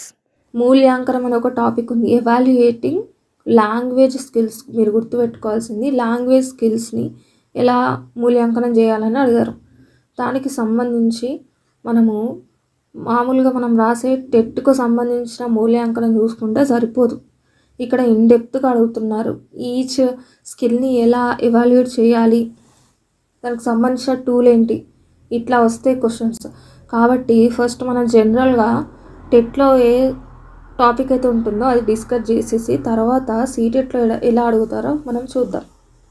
నిరంతర సమగ్ర మూల్యాంకనం, కంటిన్యూస్ కాంప్రహెన్షన్ ఎవాల్యుయేషన్. నిరంతరం అంటే ఇప్పుడు స్కూల్ ఎప్పుడు స్టార్ట్ అవుతుంది? జూన్. ఎండ్ ఎప్పుడు అవుతుంది? ఏప్రిల్. సో ఈ అకాడమిక్ ఇయర్ అంతటా నిరంతరం అంటే కంటిన్యూగా, సమగ్రంగా అంటే కంప్లీట్గా అతని అన్ని డైమెన్షన్స్ లైక్ ఫిజికల్గా, ఎమోషనల్గా, లాంగ్వేజ్ డెవలప్మెంట్ అయినా, నెక్స్ట్ ఎమోషనల్ డెవలప్మెంట్, ఇవన్నీ రకాలుగా అతని అభివృద్ధిని అంచనా వేసే విధానమే సిసి. సో కంప్లీట్ నిర్వచనం చూస్తే విద్యార్థుల సర్వతోముఖాభివృద్ధిని అంచనా వేసే విధానమే సిసిఈ. సో దీనిలో మెయిన్గా స్కోలాస్టిక్ అండ్ కోస్కోలాస్టిక్. స్కోలాస్టిక్ అంటే సబ్జెక్ట్స్, భాషలు, గణితం, సైన్స్. సో కోస్కోలాస్టిక్ అంటే ఆటలు, కళలు, జీవ నైపుణ్యాలు like work education, computer education, art and craft, ఇవన్నీ కోస్కోలాస్టిక్ కిందకు వస్తాయి. ఓకేనా. ఈ రెండింటిని కంప్లీట్గా మదింపు చేసిన తర్వాత అతని సర్వతోముఖాభివృద్ధిని అంచనా వేయడానికైతే ఛాన్స్ ఉంటుంది. ఇక్కడ కరిక్యులర్, ఇది కరికులం కిందకి వస్తుంది, ఇది co curricular. Scholastic, coscholastic, curricular, co curricular activities కలిపితేనే టోటల్గా పిల్లవాడి అభివృద్ధిని అంచనా వేస్తాం. మూల్యాంకనం రకాలు: అభ్యసనం కోసం, assessment for learning, assessment of learning, assessment as learning. అభ్యాసం జరుగుతూ ఉన్నప్పుడే ఆ పిల్లవాడి అతని బిహేవియర్ పరంగా కానివ్వండి, అతను ఇచ్చే రెస్పాన్స్, ఇవన్నీ చూస్తాం. అది ఇందులో ఫార్మేటివ్ అసెస్మెంట్. ఇది ప్రక్రియ మధ్యలో జరుగుతుంది. ఏమన్నా మిస్టేక్ చేస్తే అతను సరిదిద్దుకునే అవకాశం ఉంటుంది, కాబట్టి ఇది గుణాత్మకమైనది. So formative assessment. Assessment of learning, అభ్యసనం యొక్క మూల్యాంకనం. ఇది అభ్యసనం అంతా ఒక పర్టికులర్ ఒక టార్గెట్ కంప్లీట్ అయ్యాక దాని చివరిలో జరిగే మూల్యాంకనం assessment of learning. Example summative exam. ఈ ఎగ్జామ్ తర్వాత అతని పరిమాణాత్మకంగా మనము చూస్తాం అతనికి ఎన్ని మార్క్స్ వస్తున్నాయని చెప్పి, ప్రగతిని అంచనా వేయడానికి యూస్ అవుతుంది. సో అసెస్మెంట్ యాజ్ లెర్నింగ్, స్వీయ అంచనా, అతనికి అతనే అంచనా వేసుకోవడాన్ని అసెస్మెంట్ యాజ్ లెర్నింగ్ అంటారు. ఇది ఫ్రెండ్స్. So normal introduction. ఇప్పుడు లాంగ్వేజ్ స్కిల్స్లో ఎలా చేయాలి అనేది మనం చూద్దాం. ఇది చాలా ఇంపార్టెంట్. భాషలో పిల్లల ప్రగతిని అంచనా వేయడానికి నిరంతర సమగ్ర మూల్యాంకనం, ఇది ఇంపార్టెంట్. భాషా నైపుణ్యాల మూల్యాంకన పద్ధతులు: ఉదాహరణ, సామర్థ్యం పరిశీలన, కేవలం మార్కులు కాదు. ఓకేనా. ఇక్కడ మనం గుర్తుపెట్టుకోవాల్సింది ఇక్కడ మార్కులు కాదు. మనకు మెయిన్గా ఉండే నైపుణ్యాలు ఏంటి? LSRW మూల్యాంకనం. శ్రవణానికి సంబంధించి మూల్యాంకనం ఎలా చేస్తామంటే కథ చెప్పించడం, ప్రశ్నలు అడగడం, story telling and questions. Next dictation, spelling and listening, ఇది ఉక్త లేఖనం కిందకి వస్తుంది. నెక్స్ట్ సూచనలు పాటించడం, ఫాలోయింగ్ ఇన్స్ట్రక్షన్స్. ఎగ్జాంపుల్ లేచి నిలబడు. విని అర్థం చేసుకోవడం. ఓకేనా. విని అర్థం చేసుకోవడం కిందకి వస్తుంది. ఇలా మనం శ్రవణాన్ని మూల్యాంకనం చేయొచ్చు. కథ చెప్పడం, ప్రశ్నలు అడగడం, ఉక్త లేఖనం, విని అర్థం చేసుకోవడం. నెక్స్ట్ ఇక్కడ భాషను చూద్దాం. Picture, description, role play, very very very important. అనేది దేన్ని మూల్యాంకనం చేస్తుందంటే భాషణం. ఎందుకంటే ఒక నిజమైన క్యారెక్టర్ తనలాగా ఊహించుకొని అక్కడ మాట్లాడడం జరుగుతుంది. ఓకేనా. దీని ద్వారా భాషణం అనేది డెవలప్ అవుతుంది. చర్చ, డిబేట్ ఆర్ డిస్కషన్స్ చేయొచ్చు. ఓకేనా. ఇక్కడ ముఖ్య అంశాలు ఏంటంటే ఉచ్చారణ, ప్రొనౌన్సియేషన్, ధారాళత, సందర్భోచిత పదజాలాన్ని యూజ్ చేస్తుందా లేదా అనేది కూడా మీరు అబ్జర్వ్ చేయొచ్చు. ఇలా భాషణానికి సంబంధించి మూల్యాంకనం చేయొచ్చు. ఉచ్చారణ, ధారాల, సందర్భోచిత పదజాలం అనేది మీరు గుర్తుంచుకోవాల్సిన అంశాలు. భాషణానికి సంబంధించి మూల్యాంకనం ఇది. పఠనం, బిగ్గరగా చదవడం. లౌడ్ రీడింగ్, మనం ఆల్రెడీ లౌడ్ రీడింగ్, సైలెంట్ రీడింగ్లో ఏ పాయింట్స్ గుర్తుపెట్టుకోవాలో చెప్పాను. ఆ పాయింట్స్ ఇక్కడ కూడా కవర్ అయ్యే చూడండి. బిగ్గరగా చదవడం, ప్రొనౌన్సియేషన్, పంక్చుయేషన్. పఠనానికి సంబంధించి మూల్యాంకనం ఎట్లా చేస్తారంటే బిగ్గరగా చదవమని ఒక టెక్స్ట్ ఇస్తాం. సో దాని ద్వారా ప్రొనౌన్సియేషన్ కరెక్ట్ ఉందా, పంక్చుయేషన్ దగ్గర కరెక్ట్గా ఆగుతున్నాడా, కామా పులి స్టాప్ దగ్గర, అలా చూడొచ్చు. మౌన పఠనం ద్వారా కాంప్రహెండ్ చేయమని చెప్పాలి. పూర్తి విషయం అవగాహన చేసుకున్నాడా లేదా. Next comprehension passage, cloze test, fill in the blanks ద్వారా కూడా మనం పఠనాన్ని చెక్ చేయొచ్చు. నెక్స్ట్ లేఖనం, స్వీయ రచన, సెల్ఫ్ రైటింగ్, వ్యాసాలు, లేఖలు, కథలు. ఇక్కడ గమనించాల్సినవి, గుర్తుంచుకోవాల్సిన అంశాలు ఏంటంటే భావ వ్యక్తీకరణ, వ్యాకరణం, పదజాలం, ఆలోచన క్రమం. ఇవన్నీ లేఖనం యొక్క మూల్యాంకనాలలో గుర్తుంచుకోవాల్సిన అంశాలు. ఫార్మేటివ్ అసెస్మెంట్, సమ్మేటివ్ అసెస్మెంట్ కాదండి. ఇక్కడ నుంచి క్వశ్చన్స్ అడుగుతున్నారు, ఈ ఏరియా నుంచి క్వశ్చన్స్ అడుగుతున్నారు. ఆల్రెడీ మన ఛానల్లో వీడియో ఉంది, ఇన్డెప్త్గా వీడియో చూడండి. ఇక్కడ జనరల్గా కవర్ చేస్తాను. విద్యా మూల్యాంకన సాధనాలు, ఎడ్యుకేషనల్ అసెస్మెంట్ టూల్స్. పోర్ట్ఫోలియో, ఇది అత్యుత్తమ సాధనం. ఇది ఒక ఫైల్ లేదా ఫోల్డర్ లాంటిది. ఇందులో ఏముంటుందంటే ఒక విద్యా సంవత్సరంలో, ఒక అకాడమిక్ ఇయర్లో విద్యార్థి చేసిన అత్యుత్తమ పనుల సేకరణ. ఇందులో పిల్లవాడు రాసిన వ్యాసాలు, గీసిన చిత్రాలు, వర్క్షీట్లు, ప్రాజెక్ట్ భద్రపరుస్తారు. ఇందులో ఇండివిజువల్ స్టూడెంట్స్కి సంబంధించి అతను చేసిన బెటర్ పర్ఫార్మెన్స్, అది అతను రాసిన వ్యాసాలు కావచ్చు, చిత్రాలు కావచ్చు, వర్క్షీట్లు కావచ్చు, ప్రాజెక్టులు కావచ్చు, ఇవన్నీ భద్రపరుస్తే అది ఏమవుతుంది, పోర్ట్ఫోలియో అవుతుంది. ఇది విద్యార్థి యొక్క క్రమబద్ధమైన ప్రగతిని, ప్రోగ్రెసివ్ ఓవర్ టైం చూపుతుంది. ఓకేనా. ఒక విద్యార్థి యొక్క ప్రగతిని సూచించేది ఏంటి, పోర్ట్ఫోలియో. గుర్తుపెట్టుకోవాలి. తల్లిదండ్రుల సమావేశంలో టీచర్ దీన్ని చూపించి, చూడండి మీ అబ్బాయి 3 నెలల క్రితం ఎలా రాసేవాడు, ఇప్పుడు ఎంత బాగా రాస్తున్నాడో చూపెట్టుకోవడానికి ఒక ప్రూఫ్. ఇది విద్యార్థి ప్రగతిని చూపెట్టుకోవడానికి పనికొస్తుంది. టోటల్ రికార్డ్, ఇది నిజ సంఘటనలకు సంబంధించి టీచర్ రాసుకునే ఒక డైరీ లాంటిది. పిల్లల జీవితంలో జరిగిన నిర్దిష్టమైన సంఘటనలు, స్పెసిఫిక్ ఇన్సిడెంట్స్ ఏవైతే ఉంటాయో, అతని జీవితంలో ముఖ్యమైన సంఘటనలు ఏవైతే ఉంటాయో, లేదా ప్రవర్తనల గురించి టీచర్ రాసుకునే ఒక చిన్న నోట్స్. ఈరోజు రాజు లంచ్ బాక్స్ తెచ్చి స్నేహితుడికి అన్నం పెట్టాడు, సహాయ గుణం. ఓకేనా. లేదా ఈరోజు సీత క్లాస్లో గొడవ పడింది. మరి ఇలా చేయడం వల్ల ఉపయోగం ఏంటి? ఇది పిల్లల ప్రవర్తన, వ్యక్తిత్వం మరియు సామాజిక నైపుణ్యాల్ని అంచనా వేయడానికి పనికొస్తుంది. ఇది కేవలం మార్కుల కోసం కాదు. రేటింగ్ స్కేల్, స్థాయిని నిర్ణయించడం. ఇది పిల్లల పనితీరు ఏ స్థాయిలో ఉందో తెలపడానికి, కొలవడానికి వాడే సాధనం. ఇక్కడ గుర్తుపెట్టుకోవాలి, ఏ స్థాయిలో ఉందో కొలవడానికి వాడే సాధనం ఏంటి, రేటింగ్ స్కేల్. 1 నుంచి 5 లేదా 1 నుంచి 10 వరకు అంకెలు ఉంటాయి. విద్యార్థి కథ చెప్పినప్పుడు టీచర్ ఇలా రేటింగ్ ఇవ్వచ్చు. మనం 5 పాయింట్స్ తీసుకున్నాం అనుకోండి, ఉచ్చారణకి 4 అంటే 5 పాయింట్లకు గాను 4. హావభావాలు 5 పాయింట్లకు గాను 3. కథ చెప్పే విధానం 5/5 అంటే ఏ మిస్టేక్స్ లేవు, అంత బాగా ఆకట్టుకునేలాగా చెప్పాడు అని అర్థం. ఓకేనా. ఏ స్థాయిలో ఉన్నాడు అండ్ ఏ స్థాయిలో ఉన్నాడో కొలవడానికి వాడే సాధనం ఏంటి, రేటింగ్ స్కేల్. ఉపయోగం ఏంటి, ఇది గుణాత్మకమైన విషయాలను అంకెల్లో చెప్పడానికి పనికొస్తుంది. ఓకేనా. ఇప్పుడు ఉచ్చారణ, హావభావాలు, కథ చెప్పే విధానం, ఎందులో బెస్ట్ అంటే ఎట్లా చెప్తారు, దీంట్లో ఎక్కువ పాయింట్స్ వచ్చాయి, కథ చెప్పే విధానంలో 5కి 5 వచ్చాయి. కాబట్టి అక్కడ జరిగిన విషయాన్ని ఇక్కడ అంకెల్లో చెప్తున్నాడు, ఈజీగా కొలవచ్చు. దేంట్లో మంచి పర్ఫార్మెన్స్ ఉంది, కథ చెప్పే విధానంలో. ఇది చాలా సులభమైన సాధనం. నిర్దిష్ట నైపుణ్యం ఉందో లేదో అని అవును కాదు అనే రూపంలో టిక్ చేస్తారు. ఎస్ ఆర్ నో అంటే చెక్ లిస్ట్. విద్యార్థి స్పష్టంగా చదవగలిగాడా, అవును కాదు. విరామ చిహ్నాలు పాటించాడా, సమయానికి హోంవర్క్ చేశాడా. సో ఇవి వచ్చేసి ఇలా ఉంటాయి అన్నమాట, అవును కాదు రూపంలో ఉంటాయి. దీనివల్ల ఉపయోగం ఏంటి, నిర్దిష్ట అంశాలను త్వరగా పరిశీలించడానికైతే వాడతాడు.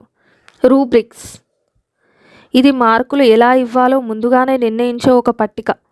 ఇది స్కోరింగ్ గైడ్ లాంటిది. ఒక వ్యాసానికి 10 మార్కులు ఉంటే అవి ఎలా విభజించబడ్డాయో ఇందులో ఉంటుంది.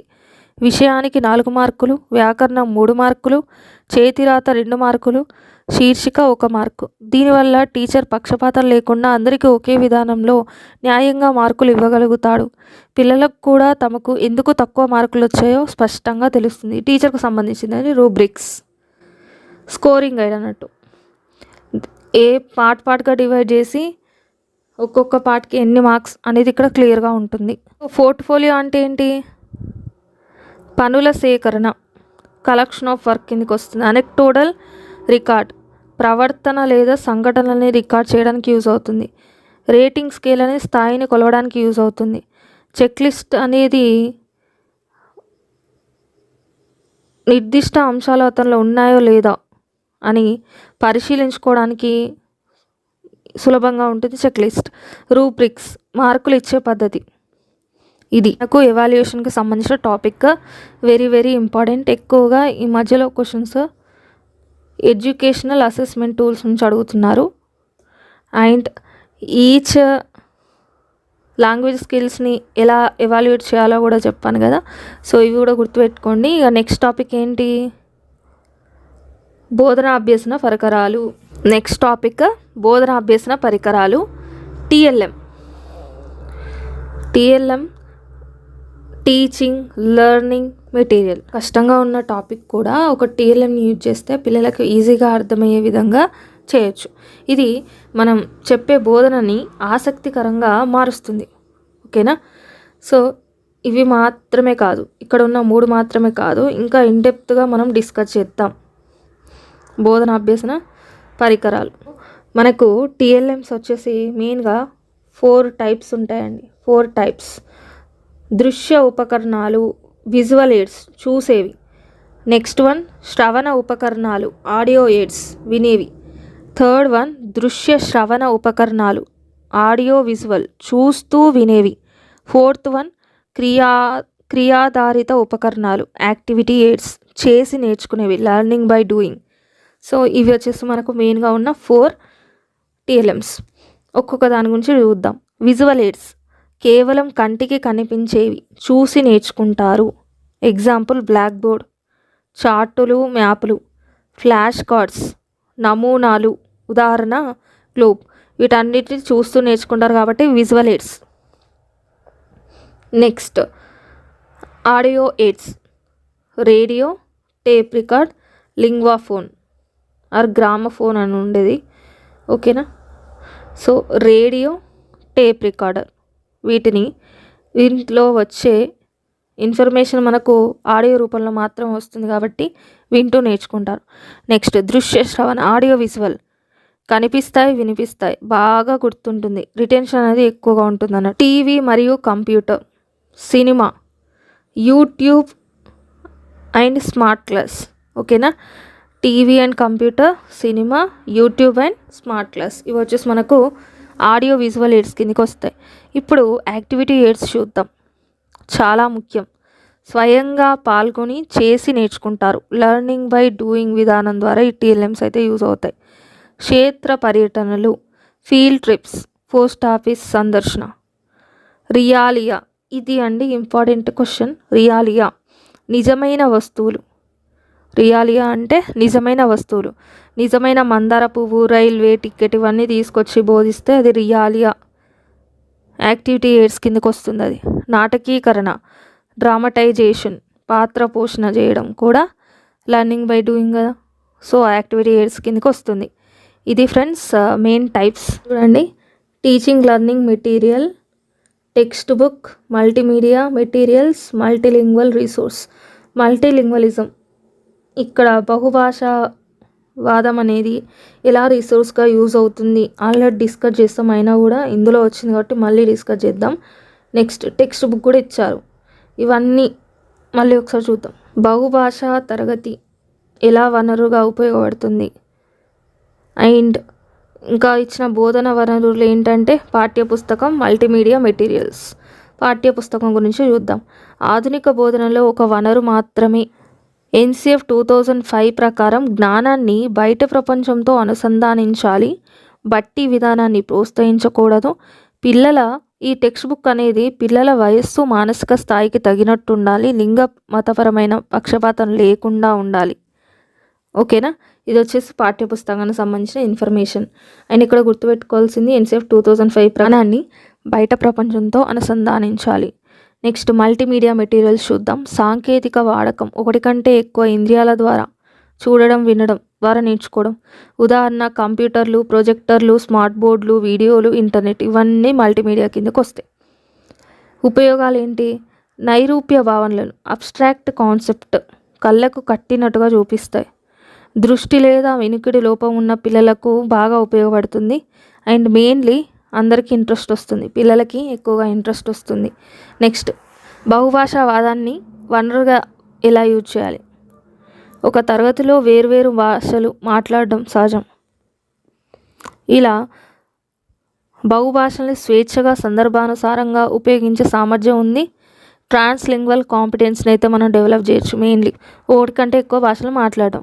ఎన్సిఎఫ్ 2005 ప్రకారం బహుభాషావాదం అనేది ఒక వనరు. ఎలా అంటే ఎగ్జాంపుల్ ఆల్రెడీ డిస్కస్ చేసాం. వివిధ భాషల్లో విద్యార్థుల్ని శుభాకాంక్షలు చెప్పడం, లేదంటే ఒక స్టోరీ చెప్పేసి దాన్ని వాళ్ళ మాతృభాషలో మాట్లాడడానికి ఛాన్స్ ఇస్తే వాళ్ళు థాట్స్ని, ఎమోషన్స్ని ఎక్స్ప్రెస్ చేయడానికి ఛాన్స్ ఇచ్చినట్లు అవుతుంది. సో నెక్స్ట్ ఏం చేస్తారంటే వాళ్ళ లాంగ్వేజ్లో చెప్పిన తర్వాత అందరికి వచ్చిన భాషలో చెప్పమని చెప్పాలి. ఆ విధంగా కొన్ని పదాలు అందరికీ ఇంట్రడ్యూస్ అవుతాయి. పైన చెప్పుకున్నట్టు శుభాకాంక్షలే ఉంది. ఆ వర్డ్ వచ్చేసి ఒక్కొక్క భాషలో ఒక్కొక్క రకంగా పిలుస్తారు. ఆ శుభాకాంక్షలు వివిధ పదాల్లో ఏమంటారో మిగతా పిల్లలకు కూడా తెలిసిపోతుంది. ఓకేనా? ఒక ఫియర్ అనేది పోతుంది. వాళ్ళ లాంగ్వేజ్లో మాట్లాడనిస్తే ఆ పిల్లల్లో ఉన్న భయం కూడా పోతుంది ఫస్ట్లీ. సో ఇలా మనం ఒక వనరులుగా యూజ్ చేసుకోవచ్చు. మాతృభాష ఆధార బహుభాషావాదం అంటే ఏంటంటే మొదట మాతృభాష, తర్వాత క్రమంగా ఇతర భాషలు బోధించాలి. సో మన త్రిభాష సూత్రంలో ఆల్రెడీ డిస్కస్ చేసాం. ఫస్ట్ లాంగ్వేజ్ వచ్చేసి మాతృభాష ఉంటుంది, సెకండ్ హిందీ, అండ్ అలానే థర్డ్ వచ్చేసి ఇంగ్లీష్. ఇది మనకు టీఎల్ఎంకి సంబంధించిన కాన్సెప్ట్. సో టీఎల్ఎం కూడా అయిపోయినట్టే. ఇంకా లాస్ట్ టాపిక్ అండి. లాస్ట్ టాపిక్ వచ్చేసి మనకు రెమీడియల్ టీచింగ్. ఇప్పుడు మనకు ఏదైనా అనారోగ్యంగా ఉందనుకోండి, అలానే ఉండం కదా, ఒక డాక్టర్కి దగ్గరికి వెళ్తే అతను కొన్ని టెస్టులు చేస్తాడు. ఆ రిపోర్ట్ వచ్చిన తర్వాత దానికి సంబంధించిన మందులు ఇస్తాడు. సో ఆ చేసే టెస్ట్లని డయాగ్నోసిస్, రోగ నిర్ధారణ చేస్తాడు. దాని తర్వాత దానికి సంబంధించిన మందులు ఏమవుతాయి? రెమెడీ. అలానే పిల్లల్లో మన ఎల్ఎస్ఆర్డబ్ల్యూలో ఎక్కడ ప్రాబ్లం ఫేస్ చేస్తున్నాడో తెలియాలంటే మనం స్కూల్ స్టార్ట్ అయిన తర్వాత జూన్లో కొత్త అకాడమిక్ ఇయర్ స్టార్ట్ అవుతుంది. ఓకేనా? ఇప్పుడు ఒక విద్యార్థి 5th క్లాస్ చదువుతున్నాడు అనుకోండి, 6th క్లాస్లోకి ఎంటర్ అవుతాడు. మరి 5th వరకు ఏం నేర్చుకున్నాడు? విద్యార్థి స్థాయి ఎక్కడ ఉంది అని తెలుసుకోవాలంటే బేస్ లైన్ అని ఒక ఎగ్జామ్ కండక్ట్ చేస్తారు. చేసిన తర్వాత దాన్ని ఎవాల్యుయేట్ చేస్తే ఎక్కడ ప్రాబ్లం ఫేస్ చేస్తున్నాడో తెలుస్తుంది. దాని ప్రకారము లోప నిర్ధారణ, ఎక్కడ ప్రాబ్లం ఫేస్ చేస్తున్నాడో ఫిక్స్ అవుతాడు టీచర్. తర్వాత ఆ లర్నింగ్లో వచ్చిన గ్యాప్స్ని పోగొట్టడానికి బోధన చేయడం జరుగుతుంది. నివారణ బోధన అంటారు దాన్ని, రెమీడియల్ టీచింగ్. దీని ముఖ్య ఉద్దేశం ఏంటంటే వెనుకబడిన వారిని గుర్తించడం, ఐడెంటిఫైయింగ్ స్లో లెర్నర్స్, తర్వాత అభ్యసన అంతరాలని పూరించడం, లర్నింగ్ గ్యాప్స్, అసలు ఎందుకు ఆ అంశాన్ని నేర్చుకోలేకపోతున్నాడు అనే అంశాన్ని గుర్తిస్తాడు. సాధారణ విద్యార్థులు సమాన స్థాయికి తీసుకురావడం. ఇవి వచ్చేసి ముఖ్య ఉద్దేశాలు. తర్వాత నిర్ధారణ పరీక్ష, డయాగ్నోస్టిక్ టెస్ట్, ఎందుకు అర్థం కాలేదనే విషయం అర్థమవుతుంది. తర్వాత దానికి సంబంధించి కొత్త పద్ధతిలో మళ్ళీ బోధించడం జరుగుతుంది, రెమీడియల్ టీచింగ్. మళ్ళీ రీటెస్ట్, పునఃపరీక్ష, మళ్ళీ ఒకసారి ఎగ్జామ్ పెట్టడం జరుగుతుంది. ఎందుకు పెడతారంటే మరి అతని దగ్గర ఉన్న లర్నింగ్ గ్యాప్స్ ఏదైతే అర్థం కాలేదు, ఇప్పుడు అర్థమైందా లేదా అని చెక్ చేయడానికి రీటెస్ట్ చేస్తారు. ఇది జరిగే ప్రొసీజర్, రెమీడియల్ టీచింగ్లో జరిగే ప్రాసెస్. బోధనా వ్యూహాలు ఏంటి? దీనికి తీసుకోవాల్సిన స్ట్రాటజీస్. దీనికోసం బోధనా వ్యూహాలు ఏంటంటే వ్యక్తిగత శ్రద్ధ, పీర్ ట్యూటరింగ్, కొందరు బ్రైట్ స్టూడెంట్స్ ఉంటారు, వాళ్ళతో పేరప్ చేసేసి వాళ్ళతో చెప్పించడం. ఎందుకంటే అందరూ టీచర్ దగ్గరకు రీచ్ అవ్వలేరు, కొందరు భయంతో కూడా నేర్చుకోపోవచ్చు. సో అలా peer tutoring. Next drill and practice, పదే పదే అభ్యాసం చేయించాలి. నెక్స్ట్ ఒకవేళ ఇన్ఫర్మేషన్ బాగా కాంప్లెక్స్గా ఉంటే దాన్ని చిన్న చిన్న ముక్కలుగా సులభంగా అర్థమయ్యే విధంగా చెప్పాలి. ఇలా బోధనా వ్యూహాలు అయితే మనం తీసుకోవచ్చు. Diagnostic versus remedial. డయాగ్నోస్టిక్ అంటే ఏంటి, అసలు ఎక్కడ లర్నింగ్ యాప్స్ అనేవి ఉన్నాయి, సమస్యను గుర్తించడానికి పెట్టేది డయాగ్నోస్టిక్ టెస్ట్, లోప నిర్ధారణ పరీక్ష. ఓకేనా, లోప నిర్ధారణ పరీక్ష. ప్రాబ్లమ్ని రెక్టిఫై చేయడానికి, ఆ ప్రాబ్లం నుంచి ఓవర్కమ్ చేయడానికి బోధించే బోధన ఏమంటారు, రెమీడియల్ టీచింగ్, లోప నివారణ బోధన. మీరు గుర్తుపెట్టుకోవాల్సిన మెయిన్ పాయింట్ ఏంటంటే లోప నిర్ధారణలో మనము ప్రాబ్లమ్ని ఐడెంటిఫై చేస్తాం, అదే రెమీడియల్ టీచింగ్లో ఆ ప్రాబ్లమ్ని ఓవర్కమ్ చేయడానికి బోధన అనేది చేయడం జరుగుతుంది. వివిధ రకాల బోధన వ్యూహాల్ని ఉపయోగించి తిరిగి బోధించడం జరుగుతుంది. సో ఇది ఫ్రెండ్స్ ఈరోజు వీడియో. చాలా రోజుల నుంచి, చాలా ఇయర్స్ నుంచి ఈ వీడియో చేద్దాం అనుకుంటున్నాను, ఇప్పటికీ పాసిబుల్ అయింది. Very very important. మీరు ఎగ్జామ్కి వెళ్ళే ముందు ఒక్కసారి ఈ వీడియో రివైజ్ చేసుకోండి. అండ్ నెక్స్ట్ మీరు లాంగ్వేజ్ 1గా తెలుగు సెలెక్ట్ చేసుకుంటే మాత్రం సీటెట్ తెలుగు గ్రామర్ అని మన ఛానల్లో ఉంది. జస్ట్ అలంకారాలు మరియు ఛందస్సు చూసుకుంటే చాలు, ఫుల్ మార్క్స్ కవర్ అవుతాయి. 15 మార్క్స్ అక్కడ, అండ్ ఇక్కడ 10 మార్క్స్ వరకు వచ్చినా కూడా మీరు 25 మార్క్స్ అయితే కంపల్సరీ స్కోర్ చేయొచ్చు. Thank you for watching friends. ఇలాంటి మరిన్ని వీడియోల కోసం నా ఛానల్ని సబ్స్క్రైబ్ చేసుకోండి. అండ్ చాలామందికి తెలీదు మన ఛానల్లో సీటెట్ తెలుగు పెడగాజీ వీడియోస్ ఉన్నాయని. సో ఎవరైతే చూస్తున్నారో మీ సీటెట్ రాసే ఫ్రెండ్స్కి కూడా షేర్ చేయండి. ఈ వీడియో కోసం చాలా ఎఫర్ట్ పెట్టాను ఫ్రెండ్స్, చాలా ఇంపార్టెంట్ టాపిక్స్ అన్నీ కవర్ చేశాను. ఓల్డ్ వీడియోస్లో లేని టాపిక్స్ కూడా ఇందులో ఉన్నాయి. కాబట్టి నా ఎఫర్ట్స్కి వీలుంటే ఒక లైక్ చేయండి. అండ్ హైప్ బటన్ కూడా ఉంది కదా, ఆ హైప్ చేయడం ద్వారా చాలామందికి మన వీడియోనైతే రీచ్ అవుతుంది. Thank you for watching friends. మరొక వీడియోలో కలుద్దాం.